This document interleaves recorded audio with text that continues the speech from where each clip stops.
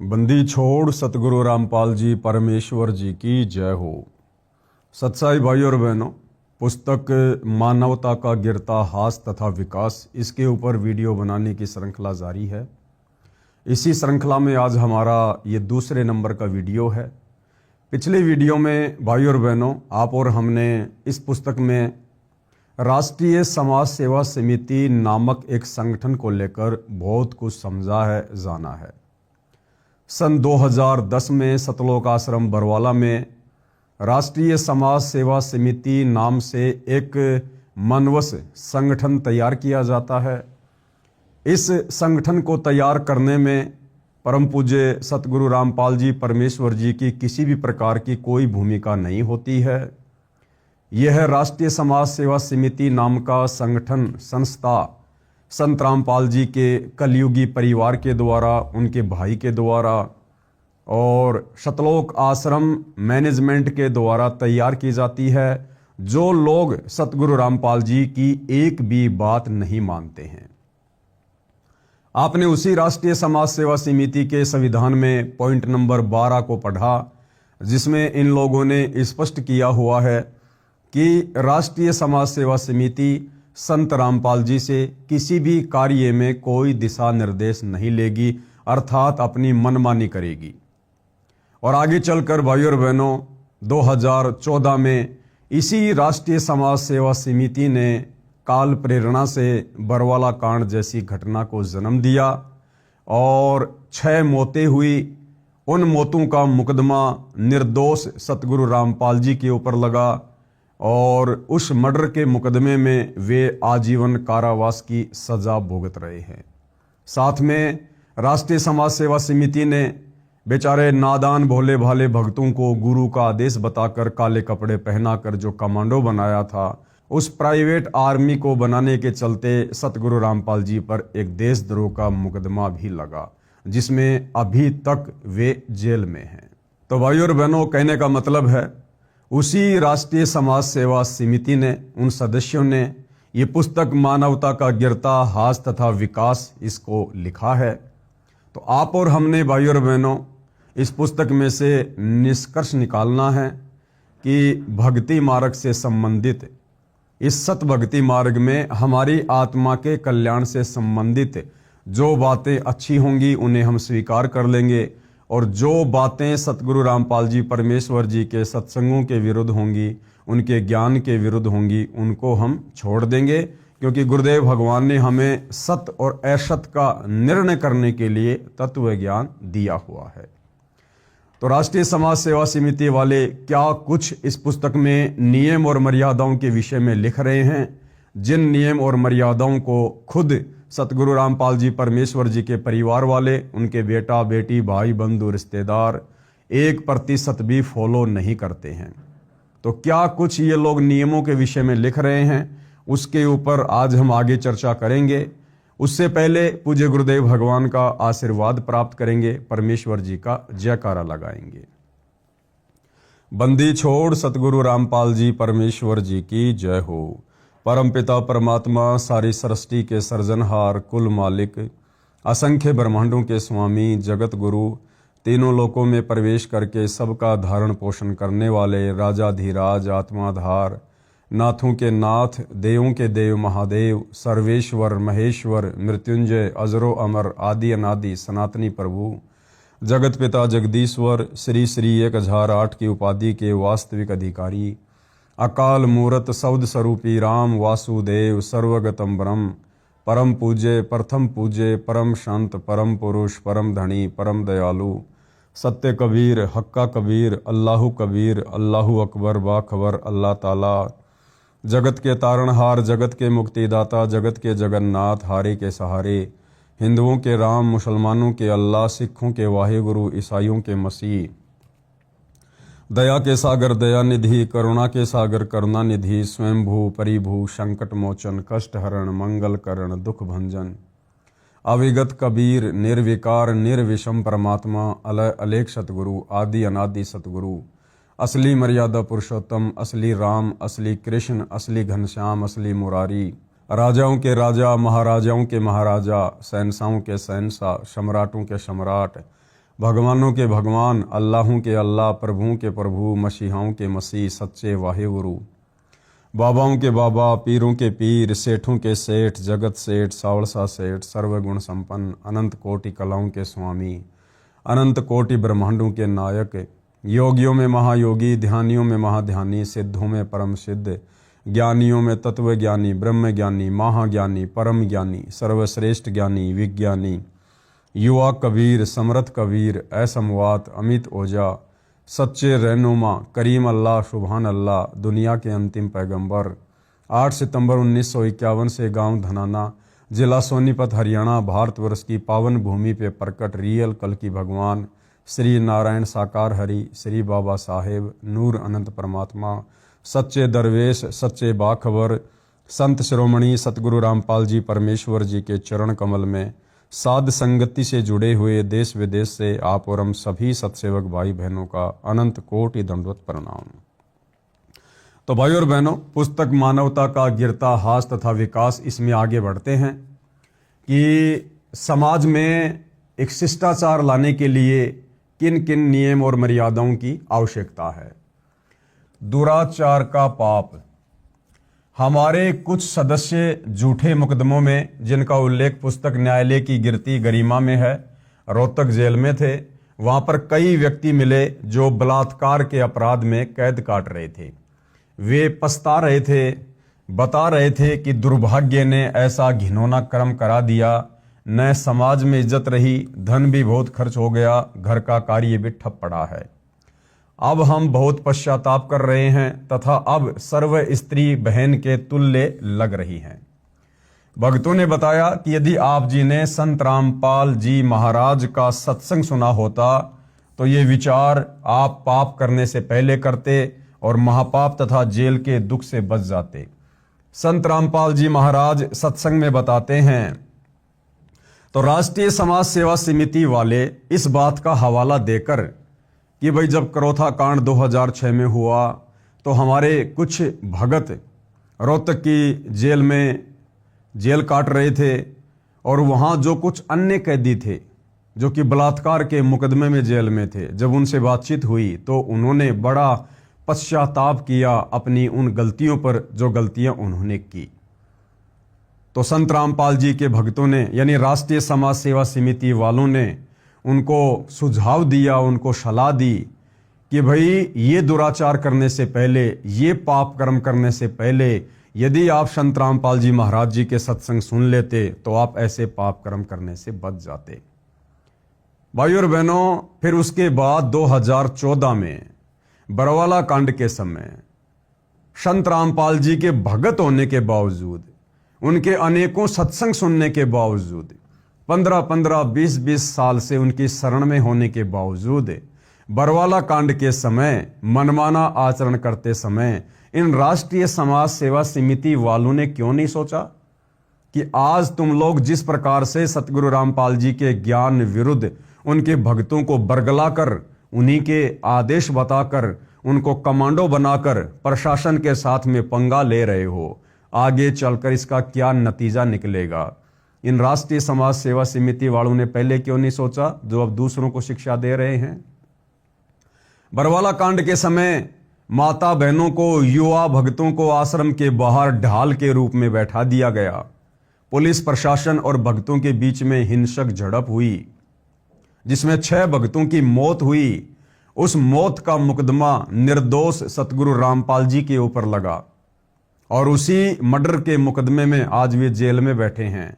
तो ये घटिया कुकर्म करने से पहले संत रामपाल जी के भगत होने के बावजूद इन सतलोक आश्रम वालों ने पहले क्यों नहीं सोचा, पहले क्यों नहीं विचार किया, जो अब दुनिया को शिक्षा दे रहे हैं।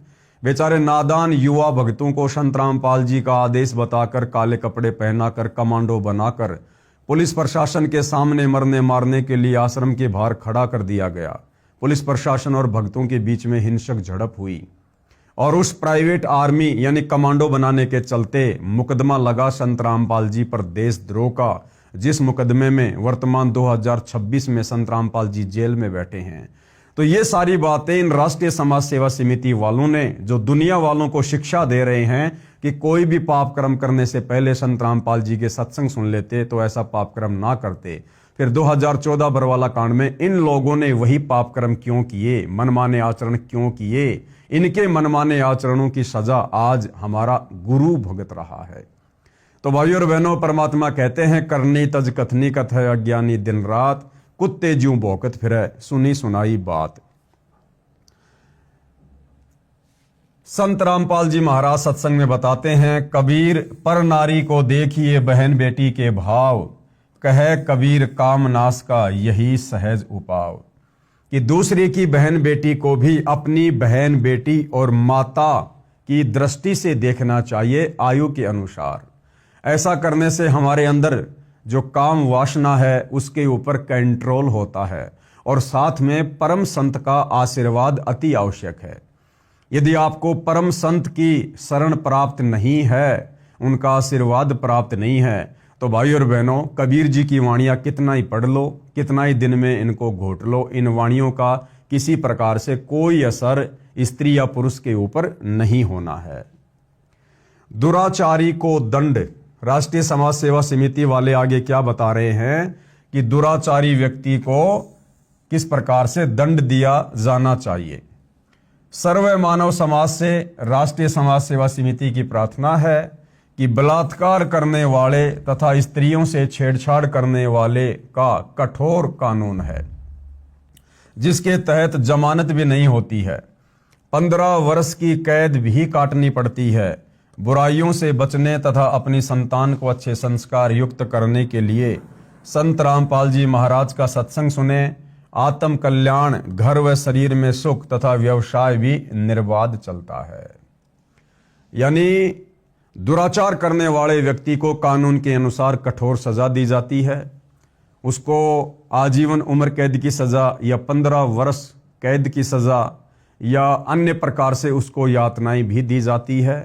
तो राष्ट्रीय समाज सेवा समिति का कहना है कि ऐसे दुष्कर्म दुराचार करने से बचें और परम संत सतगुरु रामपाल जी के सत्संग सुनकर अपनी आत्मा का कल्याण करवाएं। दुराचार कितना पाप है, प्रमाण के लिए पढ़िए पेज नंबर 36 पर, जो कि हम आगे पढ़ेंगे।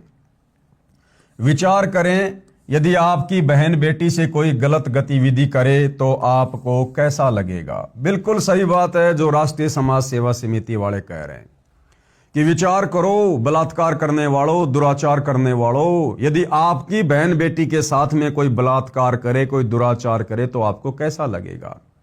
तो दूसरों को शिक्षा देने वाले सतलोक आश्रम मैनेजमेंट हरियाणा वाले, संत रामपाल जी के परिवार वाले, ये राष्ट्रीय समाज सेवा समिति वाले खुद अपने द्वारा कही गई बातों पर विचार क्यों नहीं करते।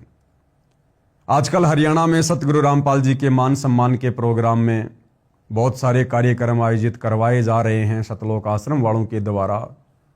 एक कार्यक्रम इन्होंने गांव धीरणवास जिला हिसार में आयोजित करवाया और आप सबको पता है इन राष्ट्रीय समाज सेवा समिति वालों ने, सतलोक आश्रम वालों ने संत रामपाल जी के उस मान सम्मान के कार्यक्रम में जवान जवान लड़कियों को सरेआम स्टेज पर खड़ा करके दुनिया के सामने नचवाया, लोगों का मनोरंजन करवाया।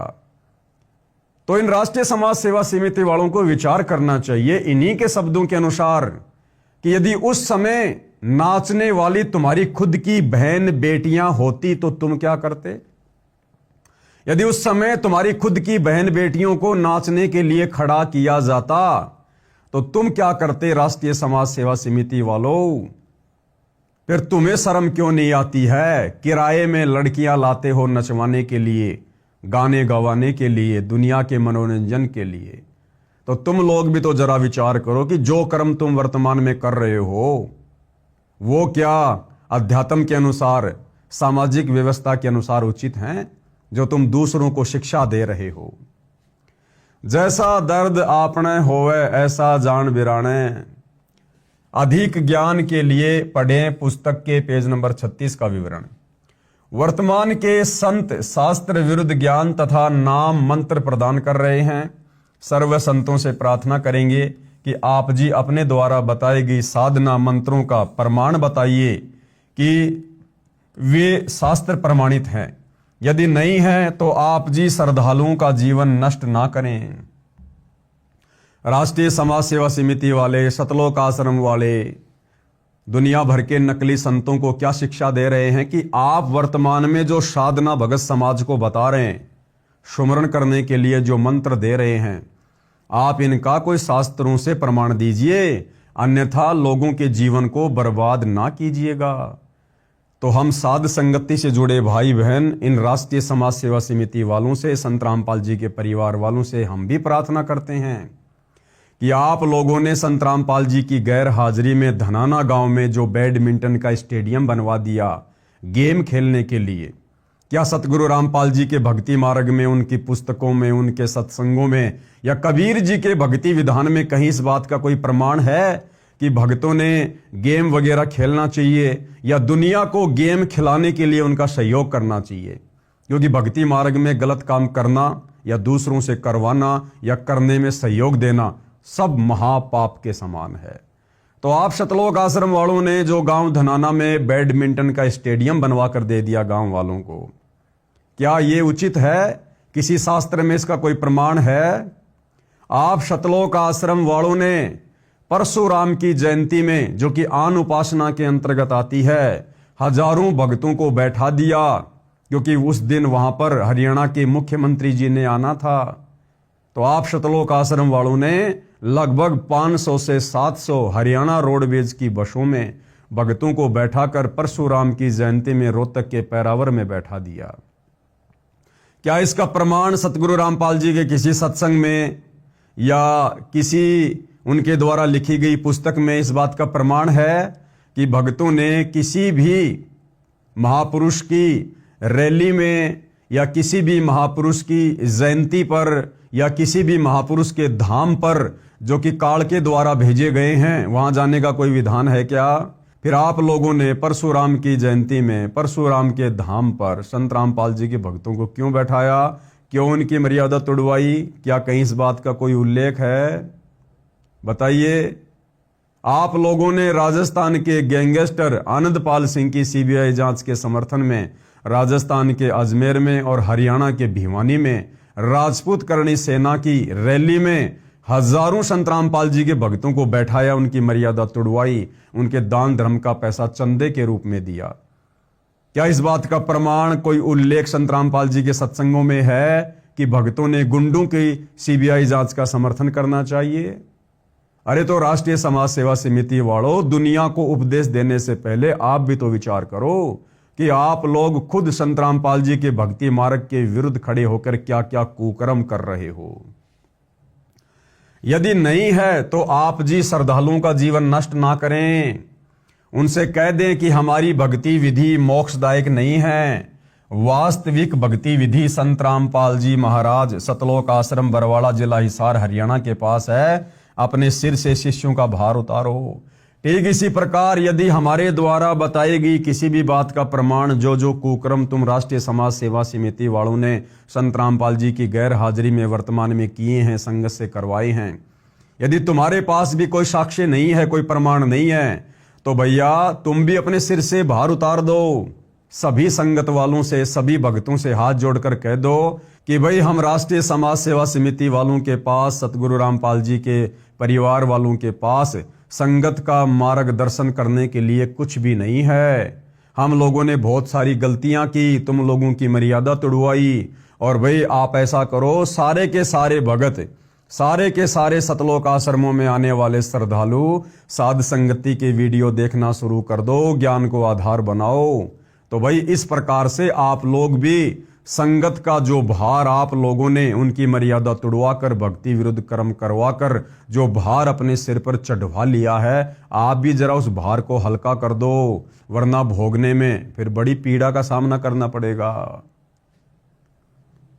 शास्त्र प्रमाणित भक्ति जानने के लिए कृपया पढ़िए पुस्तक ज्ञान गंगा तथा देखिए टीवी चैनल साधना शाम को 7:45 पर। आगे राष्ट्रीय समाज सेवा समिति वाले बताते हैं कि और क्या क्या नियम है। चोरी, जुआ आदि अपराध करने से मानव को अध्यात्म ज्ञान के आधार से बचाना। कबीर मांस बखे और मद पीवे और धन वेश्या से खाए, जुआ खेले चोरी करे वो अंत समोड़ा जाए। जो व्यक्ति मांस खाते हैं और शराब पीते हैं या किसी भी प्रकार का नशा करते हैं और लड़कियों से वेश्यावृत्ति करवाकर धन कमाते हैं, जुआ खेलते हैं और चोरी करते हैं, कबीर परमेश्वर कहते हैं अंत में उनका सर्वनाश होता है, उनका सत्यानाश होता है। चोर सदा दुखी रहता है। एक चोर ने एक भगत किसान का बैल चुरा लिया। किसान के पास एक ही बैल था। परमेश्वर कबीर जी उस किसान के गुरुजी थे। बैल के चोरी होने की बात जब किसान ने गुरुजी को बताई तो परमेश्वर कबीर जी ने कहा, बच्चा परमात्मा पर विश्वास रख, सब ठीक हो जाएगा। कबीर सत मत छोड़े सूरमा, सत छोड़े पत जाए, और सत के बांधे लक्ष्मी फेर मिलेगी आए। देखिए भाइयों और बहनों, कितनी अजब गजब की शिक्षा यहां सतगुरु रामपाल जी परमेश्वर जी के सत्संगों में हमें मिलती है। लेकिन ये राष्ट्रीय समाज सेवा समिति वाले, सतलोक आश्रम वाले, सतगुरु रामपाल जी के बेटा बेटी, भाई बंधु रिश्तेदार इन शिक्षाओं पर 1% भी अमल नहीं करते हैं। यहां पर किस कथा का जिक्र कर रहे हैं कि एक बार एक किसान था जो कि कबीर परमात्मा जी का भगत था। क्योंकि कबीर परमेश्वर समय समय पर अनेक प्रकार के चोले धारण करके, साधु संत महात्मा, जिंदा महात्मा का रूप धारण करके अपने तत्व ज्ञान का प्रचार प्रसार करने के लिए धरती पर आते रहे हैं। तो ऐसे ही कबीर परमात्मा एक संत रूप में आए हुए थे। एक किसान जो उनका शिष्य था, एक चोर ने उस किसान का, उस भगत का एक बैल चुरा लिया। ये बात उस भगत ने जाकर अपने गुरुदेव को बताई कि गुरुदेव ऐसे ऐसे रात में दास का बैल कोई चोर चुरा ले गया। तो कबीर परमात्मा जी ने, यानी उस किसान के गुरु ने, अपने शिष्य को यह नहीं कहा कि तू उसके ऊपर मुकदमा कर दे, भैया तू राजा के दरबार में जा, कोर्ट में जा, कचहरी में जा, क्योंकि ये सारी व्यवस्था तो राजाओं के समय भी थी। तो गुरुदेव ने क्या कहा कि भगवान पे विश्वास कर, अगर वो चोरी कर ले गया कोई बात नहीं, तू अपनी भक्ति कर और अपने भगवान के ऊपर विश्वास कर। और उस किसान भगत ने ऐसा ही किया। अब ये राष्ट्रीय समाज सेवा समिति वाले भी तो उसी कबीर भगवान के भगत हैं। भले ही ये लोग वर्तमान में संत रामपाल जी को कबीर नहीं मानते हैं, कबीर जी का भेजा हुआ कोई अवतार मानते हैं, कोई दास मानते हैं, जैसी भी इनकी बुद्धि काम कर रही है। लेकिन ये लोग क्या कर रहे हैं वर्तमान में, कथा क्या सुना रहे हैं और आचरण उसके बिल्कुल विपरीत। मुझ पवनदास के ऊपर 2022 में इन्हीं सतलोक आश्रम वालों ने, संत रामपाल जी के परिवार वालों ने संत रामपाल जी के पास, यानी अपने गुरु के पास हिसार जेल में मेरी शिकायत भेजी, झूठी शिकायत कि गुरुजी वो पवनदास संगत को लूट रहा है, यानी चोरी कर रहा है, लोगों से पैसा ऐंठ रहा है।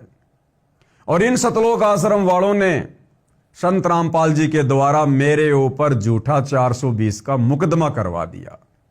अब बताइए भाइयों और बहनों, कथा तो सुना रहे हैं उस किसान की और कबीर परमात्मा की, और कबीर परमात्मा ने किसान से कहा कि बेटा कोई बात नहीं, भगवान पे विश्वास रख। और यहां ये राष्ट्रीय समाज सेवा समिति वाले क्या कर रहे हैं, ये मुझ पवनदास के ऊपर अपने गुरु को सलाह देकर कि गुरुजी पवनदास के ऊपर मुकदमा करो। ये लोग खुद भगत होने के बावजूद अपने भगवान को, अपने गुरु को शिक्षा देकर और अपने गुरु भाई के ऊपर मुकदमा करवा रहे। तो भाइयों और बहनों, करनी तज कथनी कथे, अज्ञानी दिन रात, कुत्ते ज्यों भौंकत फिरे, सुनी सुनाई बात। संत रामपाल जी की शिक्षा का 1% भी असर उनके परिवार को या सतलोक आश्रम मैनेजमेंट हरियाणा को नहीं है। तो कबीर परमेश्वर जी ने उस किसान से कहा कि बेटा कोई बात नहीं, भगवान पे विश्वास रख और अपनी भक्ति पर ध्यान दे। कबीर सत मत छोड़े सूरमा, यानी भगत का जो धर्म है वो भगत ने किसी भी परिस्थिति में नहीं छोड़ना चाहिए। सत छोड़े पत जाए, यदि अपने धर्म से, अपनी मर्यादाओं से पीछे हट गया तो भक्ति का सर्वनाश हो जाएगा। और सत के बांधे लक्ष्मी फेर मिलेगी आए, यदि भगत अपने धर्म कर्म पर रहा, गुरु की शिक्षाओं पर रहा, गुरु के वचन पर रहा, तो सारे सुख परमात्मा उसको पुनः प्रदान कर देता है। उस किसान ने उधार पर बैल मोल लिया, खेत में बीज बीजा, परमात्मा की कृपा से वर्षा अच्छी और समय अनुसार हुई, फसल अच्छी हुई। किसान ने एक बैल और मोल लिया तथा पहले बैल का ऋण भी चुका दिया। 1 साल के बाद वही चोर फिर रात्रि में उसी किसान के दोनों बैल चुरा ले गया। किसान ने अपने गुरुदेव से फिर दोनों बैल चोरी होने की अर्जी लगाई। परमेश्वर कबीर जी ने कहा, बच्चा विश्वास मत खोना, सब ठीक हो जाएगा। क्या कहा गुरुदेव ने कि बेटा विश्वास मत खोना, उसके प्रति कोई मुकदमा मत करना, कोर्ट कचहरी में मत जाना। अगर तूने ऐसा किया तो तेरे गुरु से, तेरे भगवान से तेरा विश्वास उठ जाएगा, फिर तेरा परमात्मा तेरी कोई मदद नहीं करेगा। लेकिन इन सतलोक आश्रम वालों ने एक मुकदमा तो 420 का करवाया सो करवाया। उसके बाद इन्होंने 3-4 मुकदमे मेरे ऊपर और करवा दिए, धार्मिक भावना भड़काने के, सोनीपत में, झज्जर में, बहादुरगढ़ में और तरह तरह के मुकदमे करवा दिए। जबकि इस कथा में उस किसान का गुरु कह रहा है कि बेटा विश्वास मत खोना, चाहे तेरे साथ में कोई कितनी बदतमीजी करे, कितनी जाति करे, कितना दुर्व्यवहार करे, तू अपने गुरु के ऊपर विश्वास करना। कबीर जो तोकू काटा बोवे ताको बोतू फूल, तोहे फूल के फूल हैं वाको हैं त्रिशूल। लेकिन इस वाणी के ऊपर भाई और बहनों सतलोक आश्रम वाले 1% भी अमल नहीं करते हैं, 1% भी अमल नहीं करते हैं। मुझे लगता है ये राष्ट्रीय समाज सेवा समिति वाले संत रामपाल जी की शिक्षाओं पर कम और आसाराम की शिक्षाओं पर ज्यादा चलते हैं। क्योंकि कबीर जी की वाणी है कि जो तो को काटा बोवे वाको बोतू फूल, यानी तेरे साथ यदि कोई दुर्व्यवहार करता है, बदतमीजी करता है, तुझे नुकसान देता है, तो तू उसके साथ वैसा ही बर्ताव मत कर। अगर तेरी राह में कोई कांटे बिछा रहा है, उसकी राह में तू फूल बिछा। यानी तेरे विषय में कोई गलत सोचता है तो तू उसके विषय में अच्छा सोच, समय आने पर तेरे लिए अच्छा होगा और उसके लिए वो कांटों के समान होगा। ये है सतगुरु रामपाल जी की शिक्षा, कबीर परमेश्वर की शिक्षा। लेकिन ये सतलोक आश्रम वाले अपने गुरुदेव की शिक्षाओं पर ना चल के और आसाराम जी की शिक्षाओं पर ज्यादा चलते हैं। भाई और बहनों, आपको आसाराम जी का एक छोटा सा वीडियो दिखाता हूं जिसमें वो किसी सभा में कह रहे हैं इसी वाणी का उल्टा अर्थ पेश करके, और क्या कुछ कह रहे हैं आप उन्हीं के मुख से सुन लीजिए कि जो तोकू काटा बोवे वाको बोतू भाला। कबीर परमात्मा तो क्या कह रहे हैं कि जो तोकू काटा बोवे वाको बोतू फूल। और आसाराम जी, जिनको दुनिया बहुत बड़ा संत मानती है, एक मार्गदर्शक के रूप में दुनिया जिनको पूजती है, वो कबीर परमेश्वर जी की वाणियों का दुरुपयोग करते हुए भगत समाज को क्या दिशा निर्देश दे रहे हैं कि जो तोकू काटा बोवे वाको बोतू भाला। और वो भी क्या याद करेगा किसके साथ पड़ा था पाला। तो एक बार आसाराम जी के मुख से सुन लीजिए भाई और बहनों। हिंदू आतंकी नहीं होता है, लेकिन हिंदू को परेशान करोगे तो फिर हिंदू जानता है जो तो को कांटा बुए वहां को बोतू भला, वो भी साला क्या याद करेगा पड़ा था किसी से पाला। तो सुना भाई और बहनों आपने आसाराम जी के मधुर प्रवचन। तो मुझे लगता है ये राष्ट्रीय समाज सेवा समिति वाले, संत रामपाल जी के परिवार वाले, ये संत रामपाल जी से ज्यादा आसाराम जी के सत्संगों से प्रभावित हैं, जिस कारण से आए दिन सत्सेवकों के ऊपर झूठे मुकदमे करते रहते हैं। किसान ने 2 बैल उधार मोल लिए, खेत बीजा, परमेश्वर की कृपा हुई, समय पर अच्छी वर्षा होने से बहुत अच्छी फसल हुई। किसान ने 2 बैलों का ऋण चुकाया तथा 2 बैल और खरीदे तथा अधिक जमीन पर खेती की। एक नौकर हाड़ी भी रख लिया।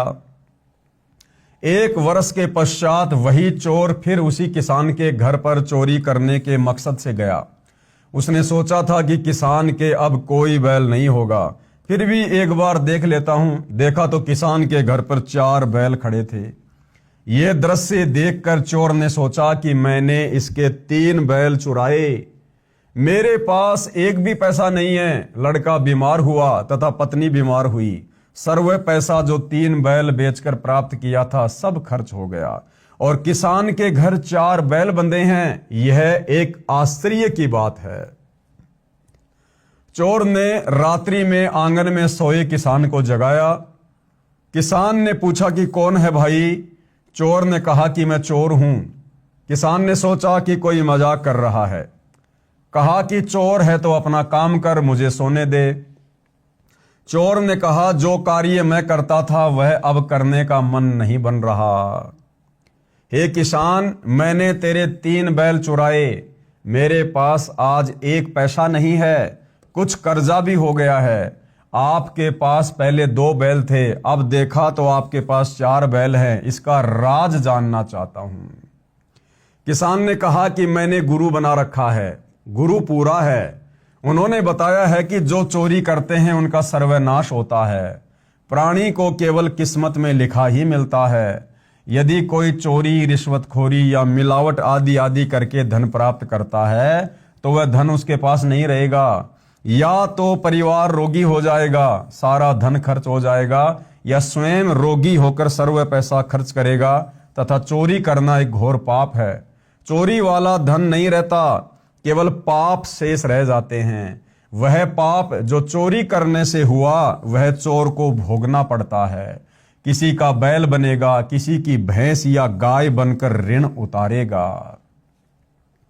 ये सब सुनकर चोर कांपने लगा तथा कहा, हे किसान, ये सब कुछ मेरे साथ हो चुका है। यानी चोरी करने के बाद जो जो उसके दुष्परिणाम होते हैं भाई, वो सब कुछ मेरे साथ हो चुके हैं। मेरा पूरा परिवार बीमार पड़ा है, मेरे ऊपर कर्जा हो गया है, मैं भी अशांत हूं, मुझको बचाव का रास्ता बताइए। किसान ने उस चोर को गुरुजी से मिलाया तथा सर्व दास्ता सुनाई। गुरुजी ने कहा, बच्चा अच्छा है, अब भी सुधर जा, तेरे सर्व पाप परमात्मा क्षमा कर देगा। क्योंकि भाई और बहनों, जिस समय कबीर परमेश्वर स्वयं तत्वदर्शी संत के रूप में धरती पर प्रकट होते हैं, उस समय ये परमात्मा हमें किस्मत से अधिक भी देता है। लेखनी इस कबीर परमेश्वर जी के हाथ में होती है, सच्चे सतगुरु के हाथ में होती है। ये परमात्मा चाहे तो हमारे असंख्य युगों के पाप कर्मों को डिलीट कर सकता है, उनके ऊपर जो है वो क्रोश मार सकता है, उनको समाप्त कर सकता है। ये सतगुरु के हाथ में होता है। अपनी वाणी में भी परमात्मा कहते हैं कि भाई मासा घटे ना तिल बदे, विधाता लिखे जो लेख, पर साचा सतगुरु मेट कर ऊपर मार दे मेख। भक्ति कर, अपने परिवार को भी दीक्षा दिला दे। चोर ने स्वयं नाम दीक्षा ली तथा परिवार को भी नाम दीक्षा दिलाई। किसान ने उसको 1 बैल दे दिया कि आप भी किसान हैं, खेती करो। चोर ने खेती की, अच्छी खेती हुई, चोर भगत बन गया। भगत चोर ने पहले वाले 3 बैल तथा 1 बैल जो किसान ने स्वेच्छा से दिया था, उन सब के पैसे किसान भगत को दे दिए। अपने कुकृत्य की समायाचना की। किसान ने कहा कि भगत, मुझे तो परमात्मा ने इन बैलों के पैसे उसी वर्ष दे दिए थे, आप ये सारा धन गुरुजी को दान कर दो। भगत बने चोर ने सर्व धन गुरुजी को दे दिए। गुरुजी ने भंडारा भोजन में धर्म में लगा दिया। सजनों, यदि चोरी करने से धनी बनते तो सर्व चोर ही बन जाएं।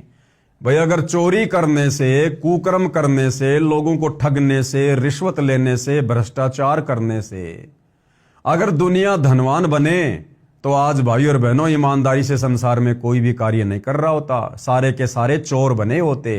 लेकिन ऐसा नहीं होता है। इसलिए परमात्मा पर विश्वास रखकर नेक नीति से भक्ति करें तथा अपना घर, खेत, दुकान या नौकरी का धंधा भी करते रहें। परमात्मा शास्त्र अनुकूल साधना करने वाले भगत को किसी वस्तु का अभाव नहीं रहने देता। पाप का दंड भी समाप्त करके परमात्मा भगत को सुखी कर देता है। प्रमाण देखिए इसी पुस्तक के पेज नंबर 118 पर। इसलिए इस आपराधिक कर्म से बचें और नेक जीवन जिएं। आगे है जुआ। जुआ खेलना कितना हानिकारक है। जो जुआ खेलते हैं, सट्टा लगाते हैं, उनका सर्वनाश होता है। मिलना वही है जो मुकद्दर में लिखा है, यानी किस्मत में लिखा है। इसलिए इस पाप कर्म को त्याग कर नेक नीति से जीवन निर्वाह करें। संत रामपाल जी महाराज से दीक्षा लेकर अपना जीवन धन्य करें। आगे भाई और बहनों, इस पुस्तक मानवता का गिरता हास तथा विकास में राष्ट्रीय समाज सेवा समिति वाले इस राष्ट्रीय समाज सेवा समिति के कर्तव्यों के विषय में क्या कुछ लिख रहे हैं। उपरोक्त बुराइयां समाज से निर्मूल करने के लिए हमने निम्न प्रयत्न करने हैं। भ्रष्टाचार पर रोकथाम के लिए सरकार से पत्राचार करके दृढ़ कानून बनाने के लिए प्रार्थना पत्र लिखे जाएं, अपने सुझाव भी दिए जाएं। ये तरीका भाइयों और बहनों भ्रष्टाचार को समाप्त करने का बिल्कुल भी संत रामपाल जी के ज्ञान के अनुसार नहीं है। देखो भाइयों और बहनों, समय समय पर सरकार बहुत ही कठोर कानून लागू करती रही है। ये बलात्कार, ये चोरी, ये रिश्वतखोरी क्या ये वर्तमान में हो रही है? ये तो बहुत पहले से चलती आ रही है और समय समय पर सरकारों ने इनकी रोकथाम के लिए कड़े कानून भी बनाए। लेकिन आज आप और हम देख रहे हैं भाइयों और बहनों, भले ही कड़े कानून सरकार ने बना दिए, लेकिन इन कुकृत्यों के ऊपर फिर भी रोकथाम नहीं लग रही है। दिन ब दिन ये कुक्रम बढ़ते ही जा रहे हैं। तो राष्ट्रीय समाज सेवा समिति वालों का ये कहना कि लेटर वगैरह लिखकर, चिट्ठी वगैरह लिखकर सरकार को देनी चाहिए कि कड़े कानून बनाए जाएं, भ्रष्टाचार पर रोक लगाई जाए, ये समाधान भ्रष्टाचार को समाप्त करने का नहीं है। भाइयों और बहनों, विचार करें, जिस प्रकार से आप और हम ज्यादातर भगत भाई बहन सतगुरु रामपाल जी की शरण में आने से पहले कितने बड़े दुराचारी थे, कितने बड़े निकम्मे थे, कितने बड़े भ्रष्टाचारी थे, कितने बड़े कुकर्मी थे। लेकिन सतगुरु रामपाल जी परमेश्वर जी की शरण में आने के बाद हमने ना तो सरकार को कोई पत्राचार करना पड़ा, ना कोई लेटर लिखना पड़ा, ना अन्य किसी प्रकार से कोई प्रयत्न करना पड़ा। और आज हमारे अंदर कितना परिवर्तन ऑटोमेटिक आ चुका है। जो कुकर्म हम किया करते थे, आज हम उन कुकर्मों के विषय में सोचकर भी परेशान हो जाते हैं, हैरान हो जाते हैं, करना तो बहुत दूर की बात है। तो ये सारा सब कुछ कैसे हुआ? इतना परिवर्तन कैसे संभव हुआ? सतगुरु रामपाल जी के सत्संग सुनकर, उनकी शरण में आकर और उनके बताए अनुसार मर्यादित सत भक्ति करने से।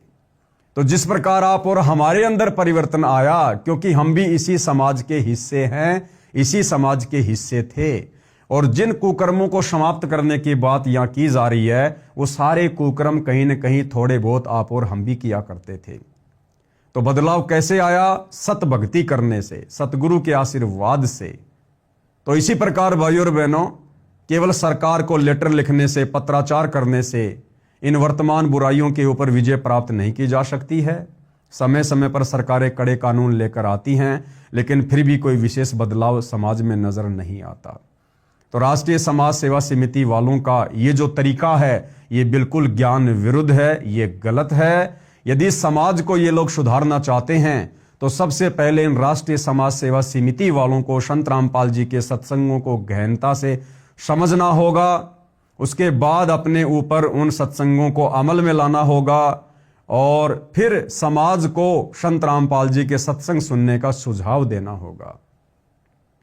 क्योंकि भाइयों और बहनों, परमात्मा जी कहते हैं कि जब तक हम अपने गुरुदेव के वचनों पर अमल नहीं करेंगे तो हमारे द्वारा दिए गए सुझाव अन्य लोगों के ऊपर कारगर सिद्ध नहीं होंगे, यानी हमारे शब्दों का दूसरों के ऊपर खास प्रभाव नहीं होगा। तो राष्ट्रीय समाज सेवा समिति वालों को, संत रामपाल जी के परिवार वालों को चाहिए कि भाई दुनिया को फोकट में सुझाव देने से पहले आप लोग संत रामपाल जी के सत्संगों को गहनता से सुनिए, समझिए और पहले आप उनकी शिक्षाओं पर अमल कीजिए।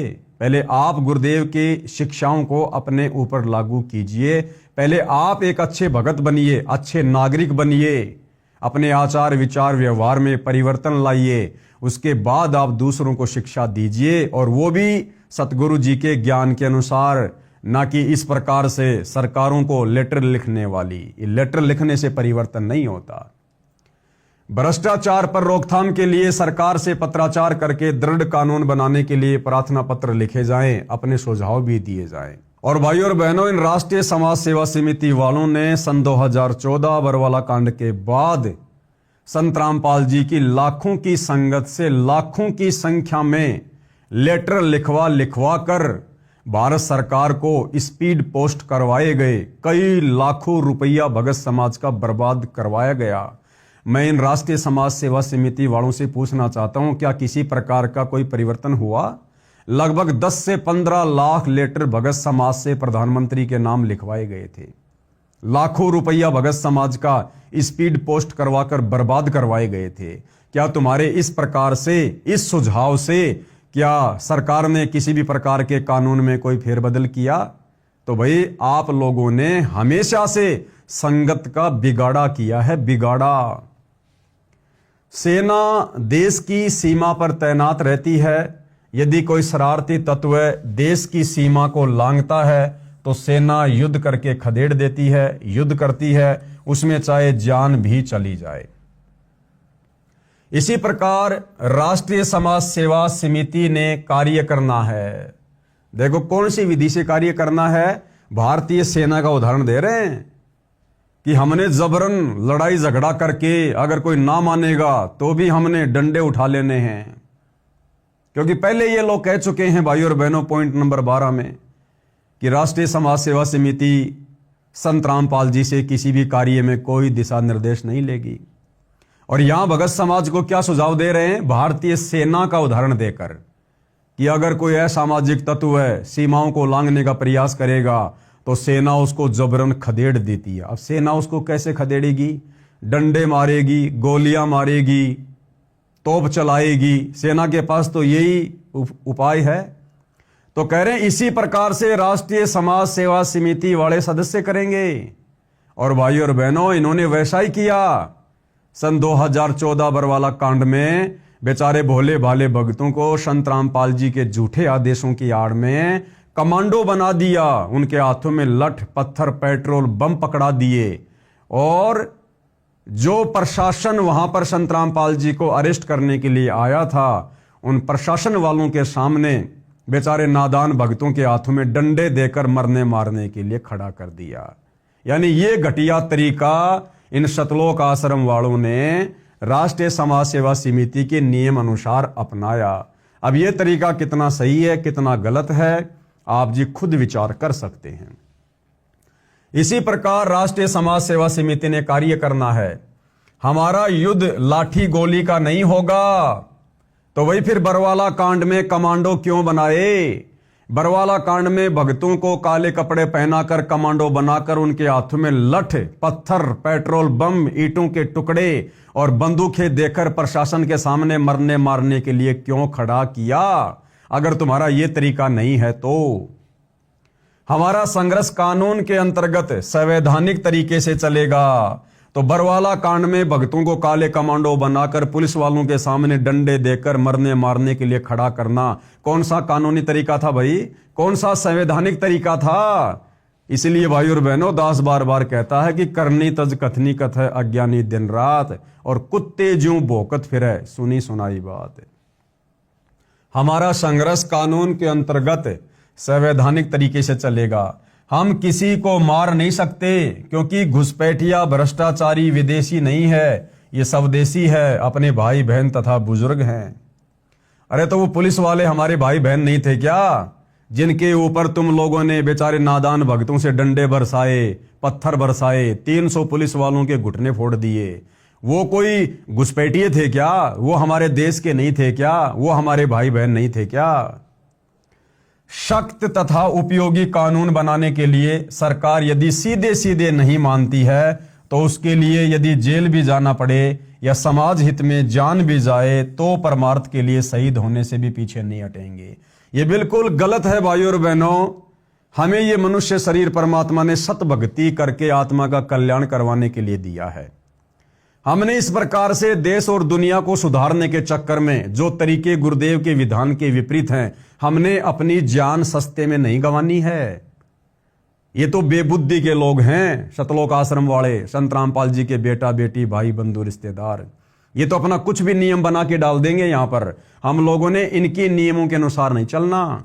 यदि हम संत रामपाल जी के फॉलोवर हैं तो हमने संत रामपाल जी के द्वारा बताए गए नियमों पर ही चलना है। हम क्यों अपनी जान देंगे भाई और बहनों? अरे जिस दिन हम सुधर जाएंगे, हमारा परिवार सुधरेगा, परिवार सुधरेगा तो एक ना एक दिन वो समाज भी सुधरेगा, वो गांव भी सुधरेगा, गांव सुधरेगा तो एक ना एक दिन वो देश भी सुधरेगा। तरीका ये है, रोडों पर खड़े होकर रैलियां करके, धरने प्रदर्शन करके और जबरदस्ती सरकार से पंगा लेकर हमने सस्ते में जान नहीं देनी। परमात्मा कहते हैं ये देही सस्ती नहीं, महंगी रत्नों मोल, ये तो रत्नों से भी महंगी है। मानव जन्म दुर्लभ है, ये मिले न बारंबार, जैसे तरवर से पत्ता टूट गिरे बहुर न लगता डार।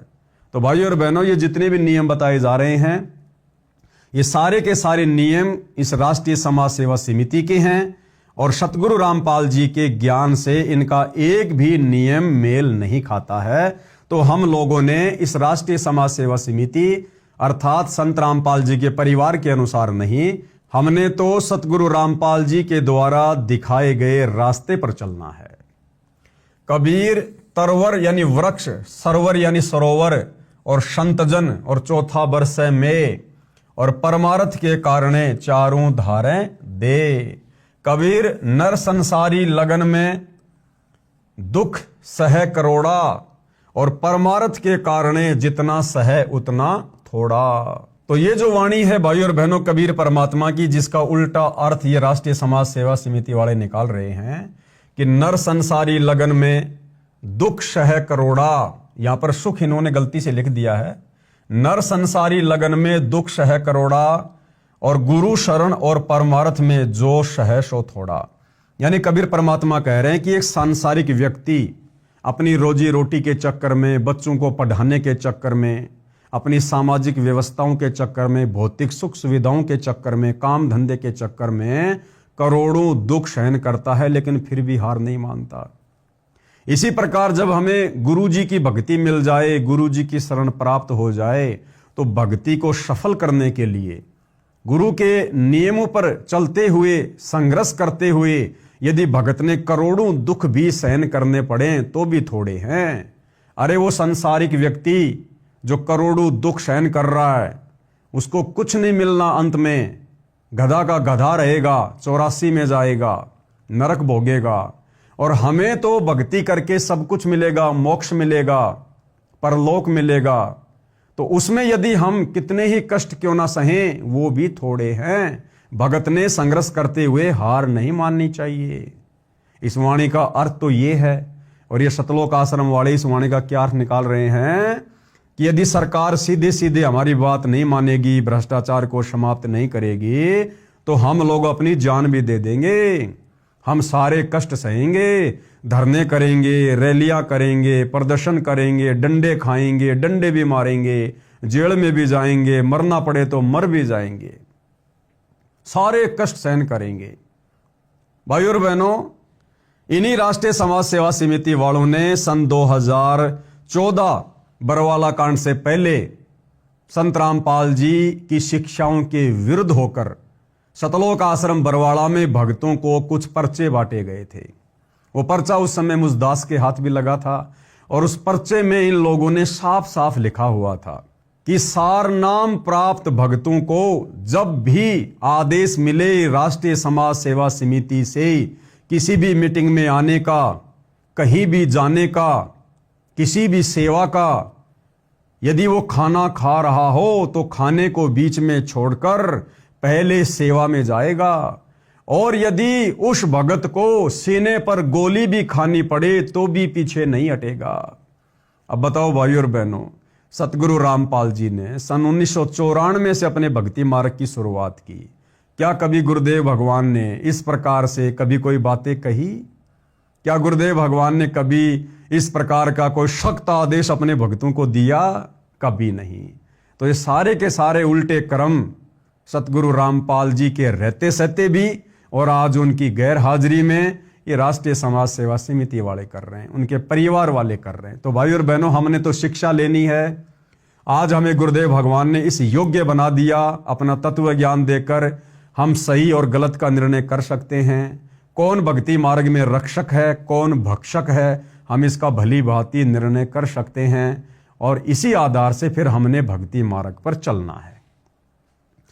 इसके अतिरिक्त मानव समाज तथा सरकार में कार्यरत अधिकारियों, कर्मचारियों, राजनेताओं, जजों तथा सरकार के मंत्रियों आदि आदि को अध्यात्म ज्ञान जो परमात्मा का विधान है उससे भी परिचित करवाना है।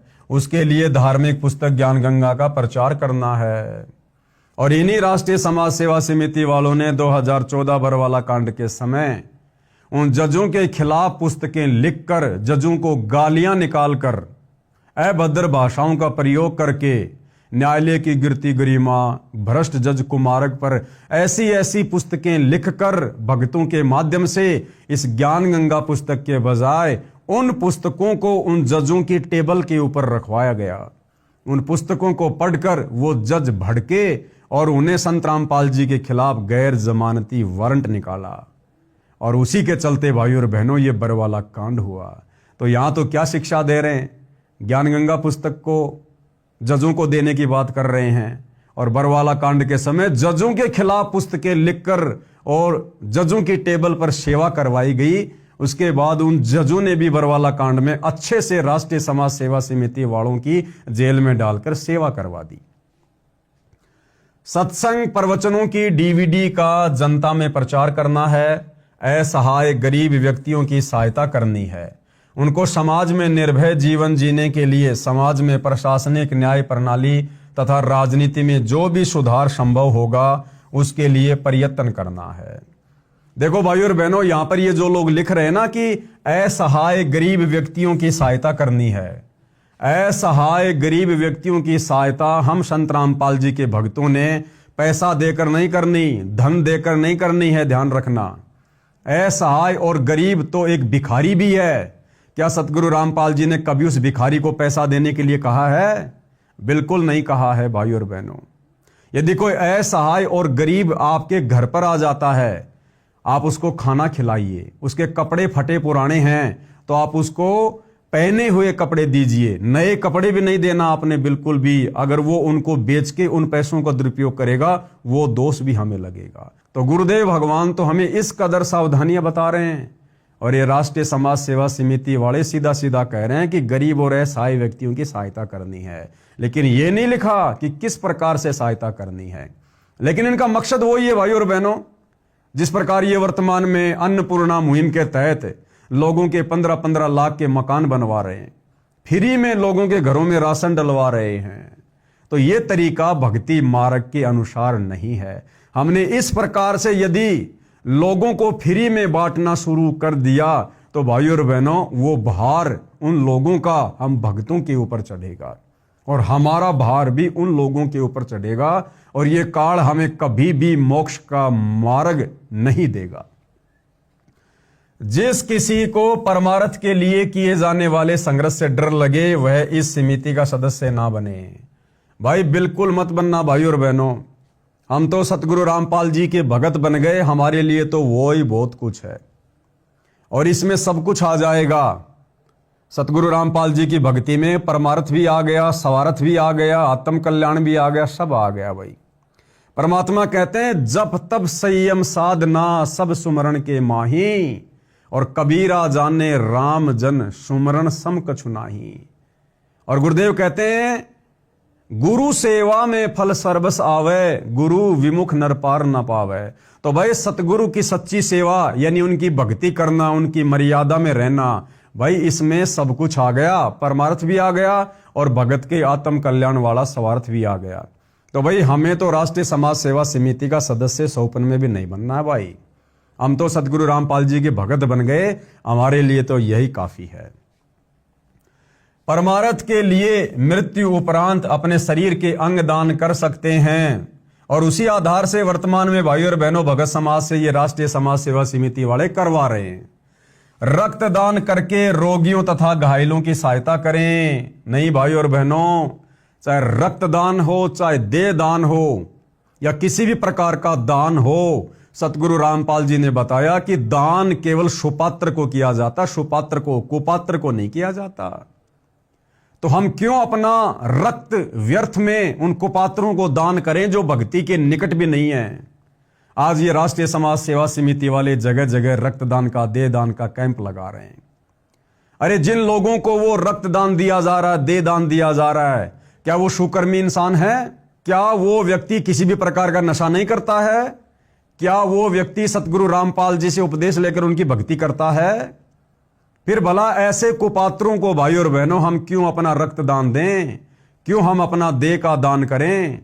अब मान लीजिए कोई व्यक्ति बीमार है और आप भगत हैं, आपने उसको रक्त दान कर दिया और भाई और बहनों वो व्यक्ति फिर से स्वस्थ होकर शराब पीने लगेगा, मांस खाने लगेगा, उल्टे कार्य करने लगेगा, आन उपासना करने लगा, तो आपने अपना वो दान कुपात्र को दे दिया और आपके रक्त से पुनः जीवित होकर वो जितने भी कुकर्म करेगा उसका भोग उसी अनुपात में आपको भी भोगना पड़ेगा। यहां पर राष्ट्रीय समाज सेवा समिति वाले दे दान की बात कर रहे हैं, जो कि सतगुरु रामपाल जी के भक्ति विधान और नियमों के विपरीत है। भाई भगत को तो दे दान की जरूरत नहीं पड़ेगी। अरे जो भगत है, मर्यादा में है, भक्ति कर रहा है, उसका अंग परमात्मा सुरक्षित रखेगा, ठीक रखेगा। वेदों में लिखा अगर साधक मृत्यु को प्राप्त हो जाए तो भी परमात्मा जीवित करके 100 साल की उम्र प्रदान कर दे। वेदों में लिखा कि ए भगत, हे साधक, अगर तेरा कोई अंग भी खराब हो गया, तेरी आंखें भी खराब हो गई, तो भी मैं तुझे नया जीवन दूंगा, नई आंखें दूंगा। तो भक्ति करने वाले भगत को तो किसी प्रकार के अंग की जरूरत नहीं है। अब रहे कौन? वो लोग जो भक्ति नहीं कर रहे, तो उन भक्तों को हम क्यों अपना रक्त दान करें, क्यों अपना अंग दान करें? जो भक्ति नहीं करता है, मान लीजिए किसी का गुर्दा खराब हो गया। अब गुर्दा ज्यादातर खराब किसका होता है? जो लोग शराब पीते, नशा करते हैं। पैसे वाला व्यक्ति है, डॉक्टर के पास गया, डॉक्टर से कहा कि डॉक्टर साहब देखिए क्या हो गया। डॉक्टर ने कहा भैया आपका गुर्दा चेंज करना पड़ेगा, 10 लाख रुपए लगेंगे। आप नादान भक्तों ने इन राष्ट्रीय समाज सेवा समिति वालों के कहने पर अपने अंग दान कर दिए। मरने के बाद आपका गुर्दा निकाल लिया गया और आपका गुर्दा हॉस्पिटल में रख दिया गया। उधर से उस व्यक्ति ने, जो भक्ति नहीं करता है, शराब पी पी के गुर्दा खराब कर लिया, 10 लाख रुपए डॉक्टर को देकर और उसने नया गुर्दा लगवा लिया। अब क्या होगा भाई और बहनों? आपको डबल नुकसान हो गया, डबल नुकसान। क्योंकि आपने गुरुदेव की मर्यादाओं के विरुद्ध अंग दान किया, तो मोक्ष तो आपका होना नहीं, आपको पुनः नया जीवन मिलेगा। क्योंकि आप भगत हो, मंत्रों का जाप कर रहे हो, 84 में तो नहीं जाओगे, आपको पुनः मनुष्य जीवन मिलेगा। लेकिन आपने अपना जो अंग दान किया और उस अंग दान के चलते जो आपका अंग दान, वो गुर्दा 10 लाख रुपए में बेचा गया। अब सबसे पहले तो वो डॉक्टर उस 10 लाख रुपए का दुरुपयोग करेगा। फिर जिस व्यक्ति को नया गुर्दा लगा दिया गया, अब वो व्यक्ति स्वस्थ हो गया। जो पहले शराब पिया करता था, अब उसको चिंता नहीं है, वो फिर से शराब पीनी शुरू कर देगा कि अब कम से कम 8-10 साल और जीऊंगा। और फिर भी गुर्दा खराब हो गया तो डॉक्टर को 10 लाख रुपए देकर फिर से लगवा लूंगा। तो भगत को डबल प्रकार से काल ने चोट मार दी, डबल प्रकार से उसके कर्म बिगड़ते ही रहेंगे। तो भाई और बहनों, ये रक्तदान करना, दे दान करना, देखो भगत को तो इनकी आवश्यकता है नहीं। भगत तो भक्ति करेगा, परमात्मा उसको स्वस्थ रखेगा। और जो आम समाज के नागरिक हैं, जो भक्ति नहीं करते, वो यदि बीमार हैं, तो भाई और बहनों उनको परमात्मा से जोड़ो। सतगुरु रामपाल जी का ज्ञान समझाकर उनको दीक्षा दिलवाओ। फिर आपको ना तो रक्तदान की जरूरत पड़ेगी, ना दे दान की जरूरत पड़ेगी। जब वो नाम दीक्षा लेकर संत रामपाल जी के पास जाएगा, अपनी व्यथा बताएगा, तो आप और हम भाई बहन इंटरव्यू में क्या देखते हैं? मैं बहुत बीमार था, मेरा गुर्दा खराब था, मैं कैंसर का रोगी था, डॉक्टर ने कहा था कि तू मरेगा, नहीं बचेगा। जैसे ही मैंने संत रामपाल जी से नाम लिया, उनके पास गया, गुरुदेव ने आशीर्वाद दिया, उसी समय मैं स्वस्थ हो गया। तो क्यों ना हम ये तरीका अपनाएं? ना अपनी दुर्गति करवाने की जरूरत पड़ेगी, ना गुरु का वचन तोड़ने की जरूरत पड़ेगी। तो भाई और बहनों, हमने अपने गुरुदेव के दिखाए रास्ते अनुसार चलना है। इन राष्ट्रीय समाज सेवा समिति सतगुरु रामपाल जी के मंदबुद्धि परिवार के दिखाए रास्ते पर नहीं चलना है। तो भक्ति मार्ग में दे दान करना, रक्तदान करना, यह किसी भी प्रकार से उचित नहीं है। समिति का सदस्य बनने के लिए शर्तें। अब राष्ट्रीय समाज सेवा समिति वाले क्या कह रहे हैं कि यदि आपने इस समिति का सदस्य बनना है तो हमारे कुछ नियम हैं, कुछ शर्तें हैं। अब भाई और बहनों, अभी तक की वीडियो में आपको समझ में आ गया होगा कि हम तो भाई सौपन में भी ऐसी समिति का सदस्य नहीं बनने वाले हैं। बाकी जो बनना चाहे तो उन लोगों के लिए क्या क्या नियम है सुन लीजिएगा। राष्ट्रीय समाज सेवा समिति का सदस्य बनने के लिए निम्न शर्तें हैं। सबसे पहली क्या शर्त है? आध्यात्मिक ज्ञान को समझने के लिए संत रामपाल जी महाराज के सत्संग साधना टीवी पर शाम 7:45 पर सुने तथा पुस्तक ज्ञान गंगा पढ़ें। पुस्तक निःशुल्क मंगवाने के लिए संपर्क सूत्रों इतने नंबरों पर अपना पूरा पता SMS करें। यदि आपको ज्ञान अच्छा लगे तो आप संत रामपाल जी महाराज से दीक्षा प्राप्त करें। अर्थात यदि ज्ञान अच्छा ना लगे और आप यदि संत रामपाल जी के भगत नहीं बनते हैं तो भी इन लोगों के अनुसार आप राष्ट्रीय समाज सेवा समिति के सदस्य बन सकते हैं, जो कि गुरुदेव के नियमों के विपरीत है।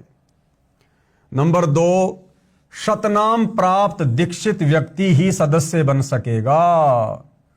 क्या कह रहे हैं कि सत्य नाम प्राप्त दीक्षित व्यक्ति ही सदस्य बन सकता है। और भाइयों और बहनों, इस समिति का जो पॉइंट नंबर 8 है, उस पॉइंट नंबर 8 में इन्होंने क्या लिखा हुआ है? यहां तो क्या कह रहे हैं कि जो व्यक्ति संत रामपाल जी से उपदेश लेकर और शतनाम प्राप्त कर लेगा, वो व्यक्ति राष्ट्रीय समाज सेवा समिति का मेंबर बनेगा, सदस्य बनेगा। और पॉइंट नंबर 8 में क्या लिखा इन्होंने कि कोई भी व्यक्ति जिसने नाम दीक्षा नहीं ले रखी है वो भी सदस्य बन सकता है। ये नियम नंबर 8 है। राष्ट्रीय समाज सेवा समिति का पदाधिकारी केवल शतनाम प्राप्त भगत ही बन सकता है। सदस्य बिना नाम लिए हुए भी बन सकता है, जो समिति के नियमों को पूर्ण तौर से पालन करेगा। अर्थात इन राष्ट्रीय समाज सेवा समिति वालों ने काल प्रेरणा से इस राष्ट्रीय समाज सेवा समिति के अंदर जिसने बरवाला कांड में मुख्य भूमिका निभाई है, इस समिति में भाइयों और बहनों संत रामपाल जी के परिवार वालों ने बाहर के लोगों की भी एंट्री करवाई। यानी जो लोग भगत नहीं थे उन लोगों को भी राष्ट्रीय समाज सेवा समिति से जोड़ा गया। करनी तज कथनी कथय अज्ञानी दिन रात, कुत्ते ज्यों भौंकत फिरे सुनी सुनाई बात। समिति के सदस्य के लिए सर्वप्रथम दीक्षित होना अनिवार्य है तथा निम्न मर्यादाओं का पालन करना अनिवार्य होगा। यदि निम्न मर्यादाओं का पालन नहीं कर पाएगा तो उसकी सदस्यता भंग कर दी जाएगी। समिति का सदस्य बनने वाले भगत के लिए मर्यादा, क्या क्या मर्यादा भाई ध्यान से सुन लेना। जीव हमारी जाति है, मानव धर्म हमारा, हिंदू मुस्लिम सिख ईसाई धर्म नहीं कोई न्यारा। अब बताओ भाइयों और बहनों, अरे हम संत रामपाल जी भगवान के शिष्य बने या राष्ट्रीय समाज सेवा समिति के सदस्य बने? अरे वर्तमान में 90% भगत समाज के लिए संत रामपाल जी का भगत बनकर उनकी नियम और मर्यादा निभाना तो कठिन हो रहा है, ऊपर से राष्ट्रीय समाज सेवा समिति वालों का सदस्य बनकर इनकी भी मर्यादा निभाओ। तो भाइयों और बहनों, मेरे हिसाब से तो ये बिल्कुल भी जायज नहीं है। प्रिय भक्तजनों, आज से लगभग 5000 वर्ष पहले कोई भी धर्म या अन्य संप्रदाय नहीं था। ना हिंदू, ना मुस्लिम, ना सिख और ना ईसाई थे, केवल मानव धर्म था। लेकिन जैसे जैसे कलयुग का प्रभाव बढ़ता गया वैसे वैसे हमारे में मतभेद होता चला गया। कारण सिर्फ यही रहा कि वर्तमान धार्मिक कुल गुरुओं द्वारा शास्त्रों में लिखी हुई सच्चाई को दबा दिया गया। कारण चाहे स्वार्थ हो या ऊपरी दिखावा, जिसके परिणाम स्वरूप आज एक मानव धर्म के 4 धर्म और अन्य संप्रदाय बन चुके हैं, जिसके कारण आपस में मतभेद होना स्वाभाविक ही है। सभी का प्रभु भगवान राम, अल्लाह, रब, गॉड, खुदा, परमेश्वर एक ही है। ये भाषा भिन्न पर्यायवाची शब्द हैं। सभी मानते हैं कि सबका मालिक एक है, लेकिन फिर भी ये अलग अलग धर्म संप्रदाय क्यों? समाधान तथा कारण जानने के लिए कृपया पढ़िए पुस्तक ज्ञान गंगा। ये बात बिल्कुल ठीक है कि सबका मालिक रब, खुदा, अल्लाह, गॉड, राम, परमेश्वर एक ही है, जिसका वास्तविक नाम कबीर है और वह अपने शतलोक शतधाम सचखंड में मानव सदृश्य स्वरूप में आकार में रहता है। लेकिन अब हिंदू तो कहते हैं कि हमारा राम बड़ा है, मुस्लिम कहते हैं कि हमारा अल्लाह बड़ा है, ईसाई कहते हैं कि हमारा ईसा मसीह बड़ा है और सिख कहते हैं कि हमारे गुरु नानक साहिब जी बड़े हैं। ऐसे कहते हैं जैसे 4 नादान बच्चे कहते हैं कि ये मेरा पापा, दूसरा कहेगा ये मेरा पापा है तेरा नहीं है, तीसरा कहेगा ये तो मेरा पिताजी है जो सबसे बड़ा है, और फिर चौथा कहेगा कि अरे नहीं नादानो, ये है मेरा डैडी है, तुम्हारा नहीं है। जबकि उन चारों का पिता वही एक ही है। इन्हीं नादान बच्चों की तरह आज हमारा मानव समाज लड़ रहा है। कोई कहे हमारा राम बड़ा है, कोई कहे खुदाई रे, कोई कहे ईसा मसीह बड़ा, ये बाटा रहे लगाई रे। जबकि हमारे सभी धार्मिक ग्रंथों व शास्त्रों में उस एक प्रभु मालिक रब खुदा अल्लाह राम साहिब गोड परमेश्वर की प्रत्यक्ष नाम लिखकर महिमा गाई है कि वह एक मालिक प्रभु कबीर साहिब है जो शतलोक में मानव सदृश स्वरूप में आकार में रहता है। वेद, गीता, कुरान, बाइबल जो 3 पुस्तकों तौरात, जबूर तथा इंजिल का संग्रह है, और गुरु ग्रंथ साहिब, ये सब लगभग मिलते जुलते ही हैं। यजुर्वेद के अध्याय 5 के श्लोक नंबर 32 तथा अध्याय 29 मंत्र 25 में, सामवेद के संख्या नंबर 1400-822 में, अर्थर्वेद के कांड नंबर 4 के अनुवाक 1 के श्लोक नंबर 7 में, ऋग्वेद के मंडल नंबर 9 सूक्त 86 मंत्र 26-27, ऋग्वेद मंडल 9 सूक्त 82 मंत्र 1-2-3 में, तथा ऋग्वेद मंडल 9 सूक्त 96 मंत्र 17-18, ऋग्वेद मंडल 9 सूक्त 20 मंत्र 1 में, और अनेकों स्थानों पर कबीर यानी कबीर नाम लिखकर बताया है कि पूर्ण ब्रह्म कबीर देव है जो शतलोक में आकार में रहता है। गीता जी चारों वेदों का संक्षिप्त सार है। गीता जी भी उसी सतपुरुष पूर्ण ब्रह्म कबीर की तरफ संकेत करती है। गीता जी के अध्याय 15 के श्लोक नंबर 16-17, अध्याय 18 के श्लोक नंबर 46, 62 अध्याय 8 के श्लोक नंबर 8 से 10 तथा 22 में अध्याय 15 के श्लोक नंबर 4 में उसी पूर्ण परमात्मा की भक्ति करने का संकेत किया है। श्री गुरु ग्रंथ साहिब पेज नंबर 24 पर और प्रश्न नंबर 721 तथा 731 पर नाम लिखकर धानक जुलाहा कबीर साहिब की महिमा गाई है। इसी प्रकार कुरान और बाइबल एक ही शास्त्र समझो, दोनों लगभग एक ही संदेश देते हैं कि उस कबीर अल्लाह की महिमा बयान करो जिसकी शक्ति से ये सब सृष्टि चलायमान है। कुरान शरीफ में सूरत फुरकानी नंबर 25 की आयत नंबर 52 से 59 तक में कबीरन, खबीरा, कबीरू आदि शब्द लिखकर उसी एक कबीर अल्लाह की पाकी बयान की हुई है, यानी उनकी महिमा की हुई है कि ए पैगंबर अर्थात मोहम्मद उस कबीर अल्लाह की पाकी बयान करो, यानी उसकी महिमा करो जो 6 दिन में अपनी शक्ति से सृष्टि रचकर 7वें दिन तख्त पर जा बिराजा अर्थात सतलोक में जाकर विश्राम किया। वह अल्लाह प्रभु कबीर है। इसी का प्रमाण बाइबल के अंदर उत्पत्ति ग्रंथ में सृष्टि क्रम में बाइबल के प्रारंभ में ही 7 दिन की रचना में दिया हुआ है। सभी संतों व ग्रंथों का सार यही है कि पूर्ण गुरु जिसके पास तीनों नाम हों और नाम देने का अधिकार भी हो, उनसे नाम लेकर जीव को जन्म मृत्यु रूपी रोग से छुटकारा पाना चाहिए, क्योंकि हमारा उद्देश्य आपको काल की कारागार से छुटवाकर अपने मूल मालिक कबीर देव कबीर साहिब के सतलोक को प्राप्त करवाना है।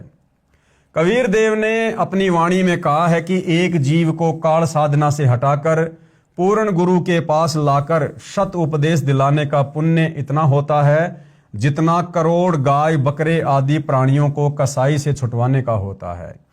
क्योंकि जो अबोध मानव शरीरधारी प्राणी गलत गुरुओं द्वारा बताई गई शास्त्र विरुद्ध साधना से काल के जाल में फंसा कर न जाने कितने दुखदायी 84 लाख योनियों के कष्ट को झेलता रहता है, जब यह जीवात्मा कबीर देव कबीर साहिब की शरण में पूरे गुरु के माध्यम से आ जाती है, नाम से जुड़ जाती है, तो फिर इसका जन्म तथा मृत्यु का कष्ट सदा के लिए समाप्त हो जाता है और शतलोक में वास्तविक परम शांति को प्राप्त करता है। जब तक संसार में रहेगा यहाँ भी कष्टों का निवारण होगा तथा सुखी जीवन जिएगा। भाइयों और बहनों, ये जो कुछ ज्ञान आधारित बातें हैं, जो प्रकरण है, ये सतगुरु रामपाल जी के द्वारा लिखी गई पुस्तकों से, उनके सत्संगों से इन राष्ट्रीय समाज सेवा समिति वालों ने ज्यों का त्यों लेकर यहां पर लिख दिया है। अब प्रश्न आता है कि आजकल गुरु ज्यादा से ज्यादा शिष्य बनाकर अपनी योग्यता का प्रमाण दिखाते हैं, अर्थात हर कोई 4 कथा सीख लेता है और कहता है कि मैं भी नाम देता हूं और भोली आत्माओं को काल के जाल में डाल देता है। चूंकि शास्त्रों के विरुद्ध नाम उपदेश देने वाले और जपने वाले सभी निश्चित ही नरक के अधिकारी होंगे और उनको नरक में उल्टा लटकाया जाएगा। ये कथन शास्त्र, गीता, वेद व सर्व ग्रंथ ही बताते हैं। इसी कथन को सिद्ध करने के लिए एक संक्षिप्त कथा बताता हूं। एक समय की बात है कि सभी को पता चला कि राजा परीक्षित को 7वें दिन सर्प डसेगा और उसकी मृत्यु होगी। इस बात का पता लगने पर सभी ने सोचा कि 7 दिनों तक राजा परीक्षित को भागवत की कथा सुनाई जाए, ताकि इसका यहां से मोह हट जाए और प्रभु के चिंतन में लग जाए, क्योंकि मरते समय जिसकी जैसी भावना होती है वह उसी को प्राप्त होता है। सभी ने कहा कि अति उत्तम है, लेकिन अब कथा करे कौन? इस प्रश्न पर प्रश्नवाचक चिन्ह लग जाता है। इस समय वहां उपस्थित सभी महर्षियों ने, यहां तक कि श्रीमद् भागवत सुधा सागर के रचयिता महर्षि वेद व्यास जी ने भी अपने आप को कथा सुनाने के योग्य नहीं समझा, क्योंकि उनको पता था कि हमारे अंदर यह समर्थता नहीं है। इसलिए क्यों एक जीव के जीवन को नष्ट करके पाप के भागीदार बने। चूंकि 7वें दिन परिणाम आना था, इसलिए 7 दिन तक कथा सुनाने की किसी की हिम्मत नहीं पड़ी, चूंकि सभी को अपनी औकात का पता होता है। देखो भाइयों और बहनों, बरवाला कांड के बाद में सतगुरु रामपाल जी के परिवार ने, इसी राष्ट्रीय समाज सेवा समिति ने काल प्रेरणा से धार्मिक धंधे के लिए जगह जगह सतगुरु रामपाल जी की एक डीवीडी को आधार बनाकर नाम दीक्षा केंद्र खोलने शुरू किए और आज वर्तमान में लगभग 500 से 600 नाम दीक्षा केंद्र देश विदेश में हैं। तो उस समय इन सतलोक आश्रम वालों ने, क्योंकि ये लोग नाम दीक्षा दिलवाने के अधिकारी नहीं हैं, खुद तो नाम दीक्षा देने का कोई अधिकारी है ही नहीं संत रामपाल जी के अलावा। संत रामपाल जी की गैर हाजिरी में उनके भक्ति विधान अनुसार कोई भी व्यक्ति वर्तमान में उस डीवीडी को आधार बनाकर भी दीक्षा दिलवाने का अधिकारी नहीं है। लेकिन बरवाला कांड के बाद जगह जगह नाम दीक्षा केंद्र खोले जाने लगे और वहां पर भक्तों की ड्यूटी लगाई जाने लगी कि भगत जी इस नाम दीक्षा केंद्र पर आप दीक्षा दिलाओगे, आप दीक्षा दिलाओगे। लेकिन उस समय भाइयों और बहनों, किसी भी भगत ने काल प्रेरणा से विचार नहीं किया। उस काल प्रेरणा के अंतर्गत उस समय मैं पवन दास भी था। उस समय तक मुझे इस राष्ट्रीय समाज सेवा समिति के सतगुरु रामपाल जी के परिवार वालों के घटिया मनसूबों का ज्ञान नहीं था और मेरे घर पर भी, जो मैं किराए में जयपुर में रहता था, इन राष्ट्रीय समाज सेवा समिति वालों ने कुछ दिनों के लिए नाम दीक्षा केंद्र खोला। मैं भी भक्तों को दीक्षा दिलाने लगा।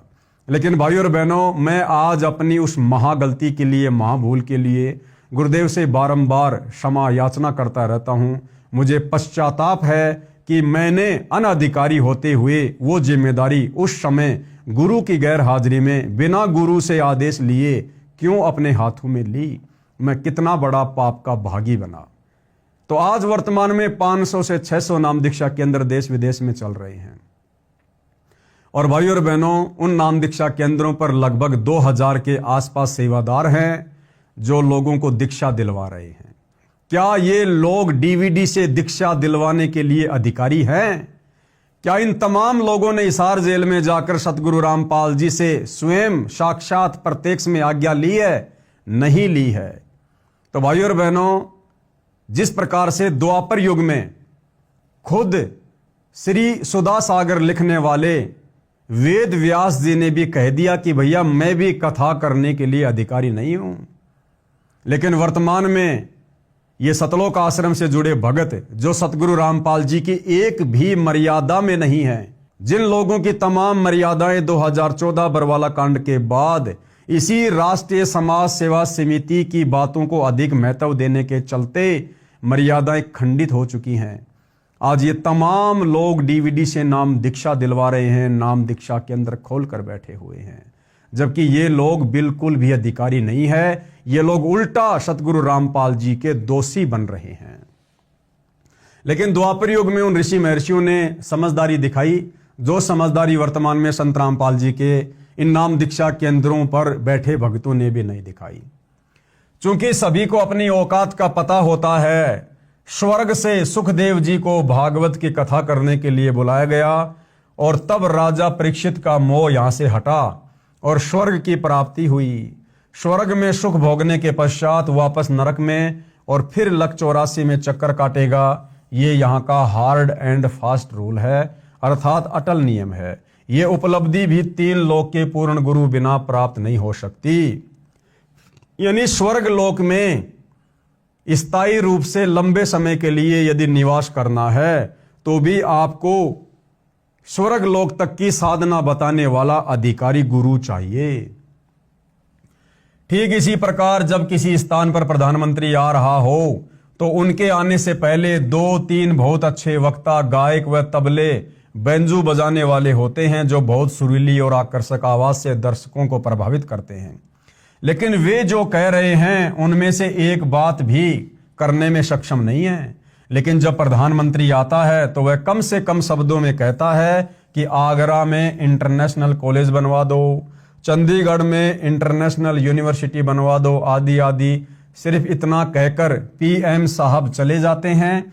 उनके कहने से अगले दिन ही वह कार्य प्रारंभ हो जाता है, क्योंकि उनके वचन में शक्ति है।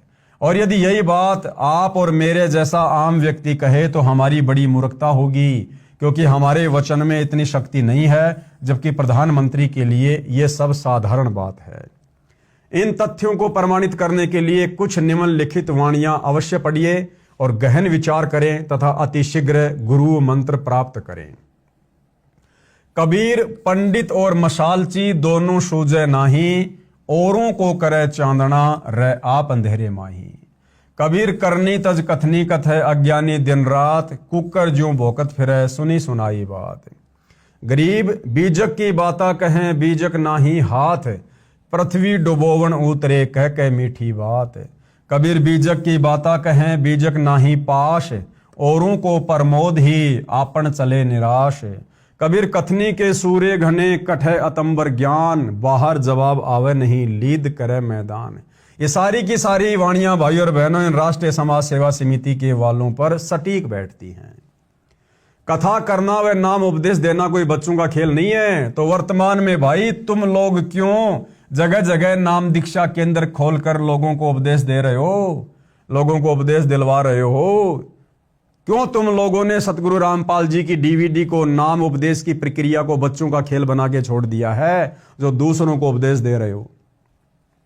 कथा करना व नाम उपदेश देना कोई बच्चों का खेल नहीं है कि ली कांख में पोथी, चलो मैं भी कथा कर देता हूं, चलो मैं भी रामायण का पाठ कर देता हूं, गीता जी का पाठ कर देता हूं, ग्रंथ साहिब का पाठ कर देता हूं। अरे फिर तुम सतलोक आश्रम वाले वर्तमान में इन सतलोक आश्रमों में क्यों 3-3 दिन का पाठ कर रहे हो भाई? तुम भगत हो, भगवान थोड़ी हो। क्या तुम गरीबदास जी की वाणियों का पाठ करने के अधिकारी हो? सतगुरु रामपाल जी अपने सत्संग में कहते हैं, एक छोटा सा सत्संग सुनाता हूं। गुरुदेव भगवान कह रहे हैं कि आदरणीय गरीबदास जी की वाणियों को पढ़ने वाला महापुरुष भी गरीबदास जी के जितना ही पाक और पवित्र चाहिए। क्या तुम सतलोक आश्रम वालों में ये योग्यता है? क्या तुम सतलोक आश्रम वाले गरीबदास जी के समान पाक और पवित्र हो, जो लेके उस ग्रंथ साहिब को और 3-3 दिन का पाठ कर रहे हो? क्या कह रहे हैं सतगुरु रामपाल जी, एक बार ध्यान से सुन लीजिएगा। और गरीबदास जी की वाणी अवदास पढ़ा रहा है, क्योंकि इसको पढ़ने वाला भी उतना ही पवित्र चाहिए जितना महापुरुष हो, परमात्मा ने जिनको ज्ञान दिया था। तो जो इस दास के मुख से जो सुनोगे उसका असर न्यारा होगा। और इन्हीं सत्संग में कोई और करेगा भगत तो उससे लाभ नहीं होगा वो, क्योंकि अधिकारी के बिना यह काम करेगा नहीं। और तो भाई और बहनों, सतगुरु रामपाल जी के सत्संगों के अनुसार, उनके भक्ति विधान के अनुसार कोई भी भगत आदरणीय गरीबदास जी की अमृतवाणियों का पाठ करने का अधिकारी नहीं है। तो दुनिया को शिक्षा देने वाले राष्ट्रीय समाज सेवा समिति वालों, आप लोग अपने ऊपर भी इन बातों को लागू करो। अर्थात सत्संग कर देता हूं और नाम भी दे देता हूं आदि आदि। पूर्ण संत को ही कथा करने व उपदेश देने का अधिकार होता है, और उस कथा का समापन भी वही कर सकता है। फिर इन सतलोक आश्रमों में इन कथाओं का समापन कौन कर रहा भाई? उस पाठ का समापन कौन कर रहा है? भगती पाठ शुरू कर रहे हैं, भगती पाठ का समापन कर रहे हैं। तो ये तो परमात्मा के विधान के विपरीत हो रहा है।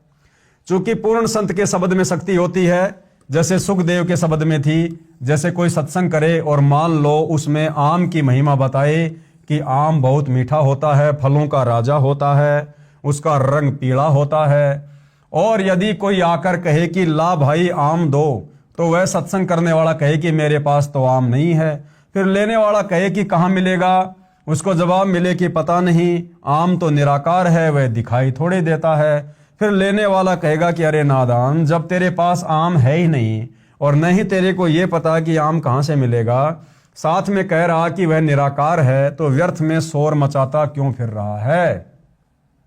कहने का अभिप्राय यह है कि तत्व ज्ञान रहित व बिना अधिकारी कथा करने वाले और उसके मुख से सुनने वाले सभी नरक के अधिकारी होते हैं।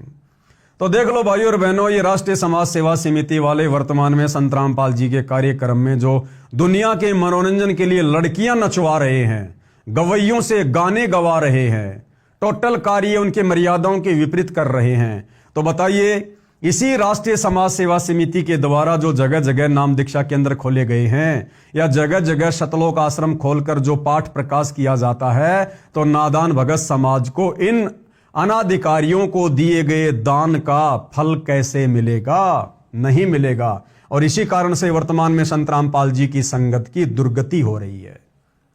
यदि कोई व्यक्ति अपने आप ही गुरु बनकर शिष्य बना लेता है तो समझो अपने सिर पर भार चढ़ा लेता है, क्योंकि परमेश्वर का नियम है कि जब तक शिष्य पार नहीं होगा तब तक गुरु को बार बार जन्म लेते रहना पड़ता है।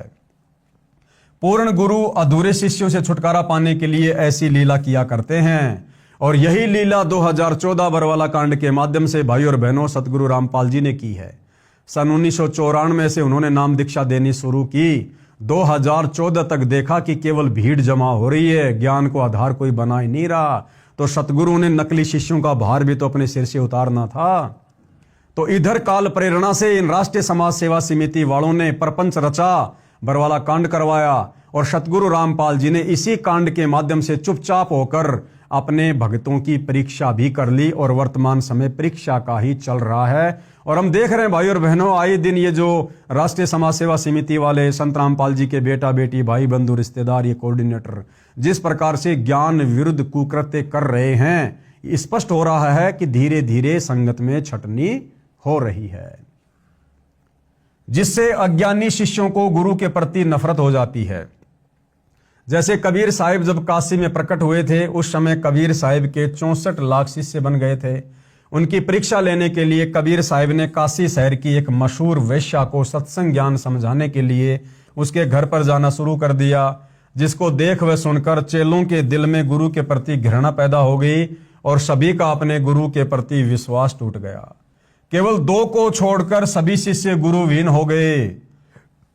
सतगुरु गरीबदास जी महाराज की वाणी में प्रमाण है, गरीब चंडाली के चौक में सतगुरु बैठे जाए, 64 लाख गारत गए यानी फैल हो गए, 2 रहे सतगुरु पाए। भड़वा भड़वा सब कोई कहे, जानत नाही खोज, दास गरीब कबीर कर्म से बांटत सिर का बोझ। हम आपसे यही प्रार्थना करना चाहते हैं कि सोच विचार कर सौदा करो। राष्ट्रीय समाज सेवा समिति वाले कह रहे हैं भैया सोच समझ के सौदा करना, राष्ट्रीय समाज सेवा समिति का सदस्य सोच समझ के बनना। हम संत रामपाल जी के परिवार वालों के पीछे अंधे होकर सोच समझ के चलना। सोच समझ के आप लोगों ने अपने गुरुजी के ज्ञान को महत्व देना है या राष्ट्रीय समाज सेवा समिति की बातों को महत्व देना है। हम आपसे यही प्रार्थना करना चाहते हैं कि सोच विचार कर सौदा करो।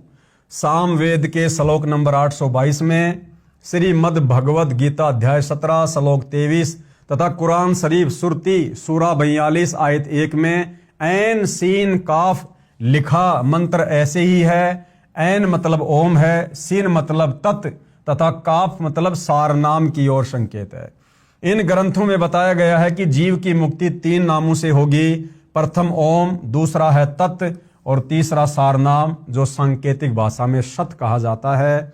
ये गीता अध्याय 17 श्लोक 23 में भी प्रमाण है। ओम तत् सत मंत्र पूर्ण परमात्मा की भक्ति का है और श्री गुरु ग्रंथ साहिब में भी इसी का प्रमाण है। अग्नि पवन जमी ते पानी 3 नाम के दाशा, 3 नाम जपने का संकेत मिल रहा है। सतनाम शतनाम कोई जाप करने का नहीं है। यानी जो सिख भाई सतनाम वाहिगुरु का रट्टा लगाते रहते हैं, तो सतनाम शतनाम कोई जाप करने का नहीं है। ये तो उस नाम की तरफ संकेत कर रहा है जो एक सच्चा नाम है। इसी तरह ये सार नाम भी जाप करने का नहीं है। ये अन्य मंत्र हैं जो पूर्ण संत देता है, फिर उसका भी जाप करना है। अकेला ओम मंत्र किसी काम का नहीं है। ये तीनों नाम व नाम देने की आज्ञा मुझे मेरे गुरुदेव स्वामी राम देवानंद जी महाराज द्वारा बख्शीश है। क्या कह रहे हैं गुरुदेव? सतगुरु रामपाल जी जो स्वयं कबीर भगवान हैं और उन्होंने नाम दीक्षा आगे देने के लिए किसी से आज्ञा लेने की जरूरत नहीं है, फिर भी भक्ति विधान अनुसार गुरु परंपरा के अनुसार सतगुरु रामपाल जी कह रहे हैं कि ये तीनों नाम आगे दान करने का आदेश भी मुझे मेरे गुरुदेव ने दिया। और भाई और बहनों, वर्तमान में ये जो 500-600 नाम दीक्षा के अंदर खोलकर ये नादान भगत जो नाम दीक्षा दिलवा रहे हैं डीवीडी से, क्या इन नादान भक्तों ने अपने गुरुदेव से हिसार जेल में जाकर साक्षात आमने सामने खड़े होकर प्रार्थना करके आज्ञा ली कि गुरुदेव ये राष्ट्रीय समाज सेवा समिति वाले जगह जगह नाम दीक्षा के अंदर खोलकर हम जैसे भक्तों को कह रहे हैं कि आप नाम दीक्षा दिलवाओ। हे गुरुदेव भगवान, आप जी के क्या आदेश हैं? क्या दास ये नाम दीक्षा दिलवा सकता है? क्या किसी एक भी माई के लाल ने इसाल जेल में जाकर प्रार्थना की? नहीं की। भेड़ चाल में, देखा देखी में, जैसा गुरु का परिवार कह रहा है, जैसा राष्ट्रीय समाज सेवा समिति वाले आदेश दे रहे हैं, ये इन आदेशों को गुरु का आदेश मानकर फॉलो कर रहे हैं, जो भक्ति विधान के विपरीत है, विरुद्ध है। जो कबीर साहिब से पीढ़ी दर पीढ़ी चलती आ रही है, पहले आप सत्संग सुनो, सेवा करो, जिससे आपका भक्ति रूपी खेत सवर जाएगा। कबीर मानुष जन्म पाए कर नहीं रटे हरि नाम, जैसे कुआ जल बिना खुदवाया किस काम। कबीर एक हरि के नाम बिना ये राजा ऋषभ हो, और माटी ढोवे कुम्हार की घास न डाले को। इसके पश्चात अपने सवरे हुए खेत में बीज बोना होगा। यानी पहले अच्छे से संत रामपाल जी के सत्संग सुनो, 1 महीना, 2 महीना, 3 महीना, 6 महीना। जब आपको सत्संग अच्छे से समझ में आ जाए, तमाम प्रकार की नियम और मर्यादा निभाने में अपने आप को सक्षम समझ लो, उसके बाद आप नाम दीक्षा लो। जल्दबाजी में नाम दीक्षा लेना मूर्खता है। इसके पश्चात सवरे हुए खेत में बीज बोना होगा। यानी ज्ञान को अच्छे से समझकर फिर नाम दीक्षा रूपी बीज बोना चाहिए। शास्त्रों यानी कबीर साहिब की वाणी, वेद, गीता, पुराण, कुरान, धर्मदास साहिब आदि संतों की वाणी के अध्ययन से मुक्ति नहीं होगी। यानी केवल शास्त्रों को पढ़ने मात्र से, कबीर जी की वाणियां पढ़ने मात्र से मुक्ति नहीं होगी। इन सभी शास्त्रों का एक ही सार यानी निचोड़ है कि पूर्ण मुक्ति के लिए पूर्ण परमात्मा कबीर साहिब के प्रतिनिधि संत, जिनको उनके गुरु द्वारा नाम देने की आज्ञा भी हो, उनसे नाम उपदेश लेकर आत्म कल्याण करवाना चाहिए। यदि नाम नहीं लिया तो क्या होगा? नाम बिना सूना नगर, सूना नगर यानी ये शरीर सूना रहेगा। पड़या सकल में भोर, लूट ने लूटी बंदगी, हो गया हंसा भोर। अदली आरती अदल अजूनी, नाम बिना है काया सूनी। झूठी काया खाल लुहारा, इंगला पिंगला सुषमन द्वारा। कृतग्नि भूले नर लोई, जागट निश्चय नाम न होई। सो नर कीट पतंग भुजंगा, 84 में धर है अंगा। अब नाम दीक्षा भी भाई और बहनों अधिकारी गुरु से ही लेनी होगी, अनधिकारी से लेने से बात नहीं बनेगी। जिस प्रकार जगह जगह नाम दीक्षा के अंदर खोलकर सतगुरु रामपाल जी के नाम की आड़ में सतलोक आश्रम वाले वर्तमान में अपना धार्मिक धंधा चला रहे हैं, तो जब तक सतगुरु रामपाल जी सार जेल से बाहर नहीं आ जाते हैं, तब तक हमने उनके सत्संगों को अच्छे से समझना चाहिए। और सत्संगों को सुनना भी सतगुरु रामपाल जी ने बताया एक प्रकार से मंत्र जाप करने का ही फल मिलता है, यानी सुमरण के जितना ही फल मिलता है। यदि बीज नहीं बीजा तो आत्मा रूपी खेत की गुड़ाई अर्थात तैयारी करना व्यर्थ हुआ। कहने का अभिप्राय यह है कि इनसे आपको ज्ञान होगा जो कि आवश्यक है, परंतु पूर्ण गुरु द्वारा नाम उपदेश लेना अर्थात बीज बीजना भी अति आवश्यक है। नाम भी वही जपना होगा जो कि गुरु नानक साहिब ने जपा, गरीबदास साहिब ने जपा, धर्मदास साहिब आदि संतों ने जपा। इसके अतिरिक्त अन्य नामों से जीव की मुक्ति नहीं होगी। इसलिए आप सभी ने नाम उपदेश लेकर अपना भक्ति रूपी धन जोड़ना प्रारंभ करना चाहिए और अन्य सभी को भी बताना चाहिए। जितना जल्दी हो सके उतना जल्दी, चूंकि न जाने कब और किस समय इस शरीर का पूरा होने का समय आ जाए। गुरु नानक देव जी भी कहते हैं, ना जाने काल की कर डारे, किस विधि डल जा पासावे, जिना दे सिर ते मौत खुड़क दी, उन्हानू केड़ा हासावे। कबीर साहिब जी भी कहते हैं, कबीर श्वास श्वास में नाम जपो, व्यर्था श्वास मत खोए, न जाने इस श्वास का आवरण हो के ना होए। सतगुरु सोई जो सार नाम दरड़ावे, और गुरु कोई काम न आवे, सार नाम बिन पुरुष द्रोही। अर्थात जो गुरु सार नाम व सार शब्द नहीं देता है, या उसको अपने गुरु द्वारा नाम देने का अधिकार यानी आज्ञा नहीं है, अर्थात शास्त्रों के अध्ययन से यदि कोई मनमुखी गुरु ये नाम भी देता है, तो भी वह गुरु और उनके शिष्यों को नरक में डाला जाएगा।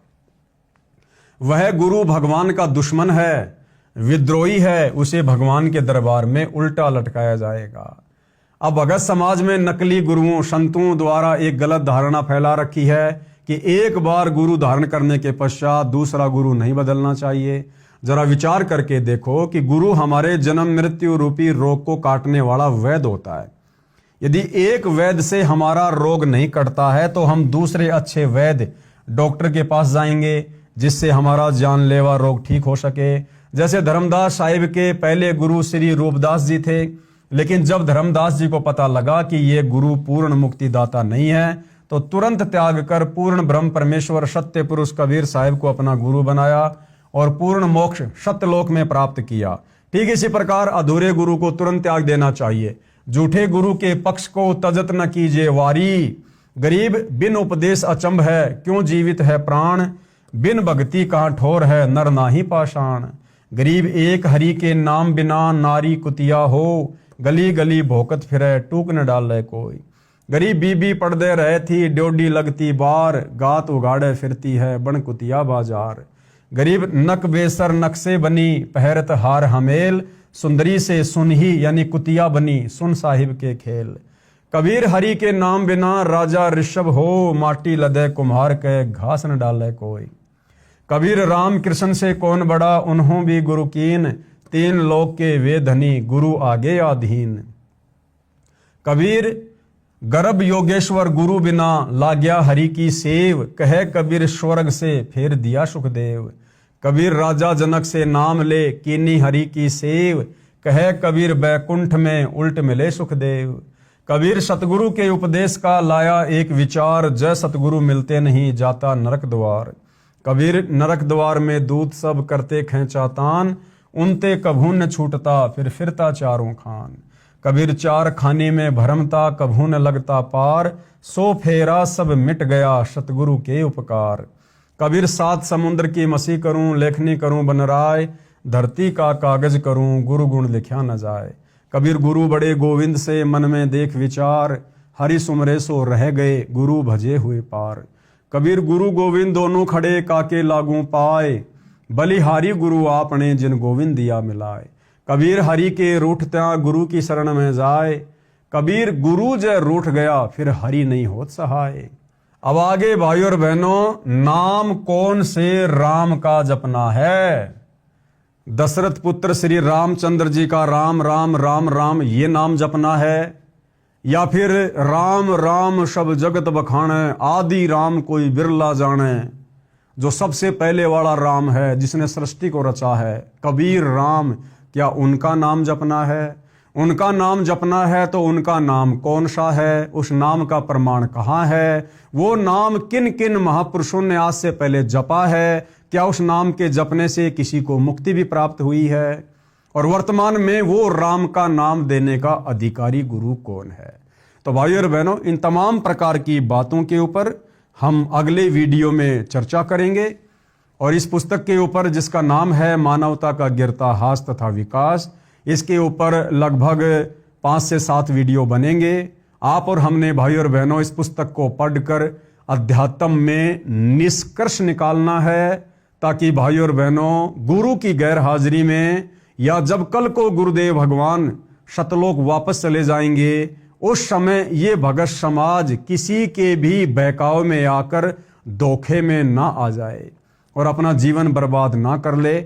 उसके लिए परमात्मा वर्तमान में आप और हमारे जैसे तुच्छ जीवों के माध्यम से इन पुस्तकों के ऊपर वीडियो बनवाकर सद्बुद्धि देकर निष्कर्ष निकलवा रहे हैं। तो तो वर्तमान में आप और हम भगत भाई बहनों ने भी हिसार जेल में बैठे हुए परम पूज्य गुरुदेव भगवान की गैर हाजिरी में हर प्रकार से सोच समझकर विचार करके आप और हमने भक्ति मार्ग पर फूक फूक के कदम आगे रखना है और अपने अन्य भगत भाई बहनों को भी ये जानकारी उपलब्ध हो, उसके लिए इन वीडियो को हमने ज़्यादा से ज़्यादा आगे भी फैलाना है।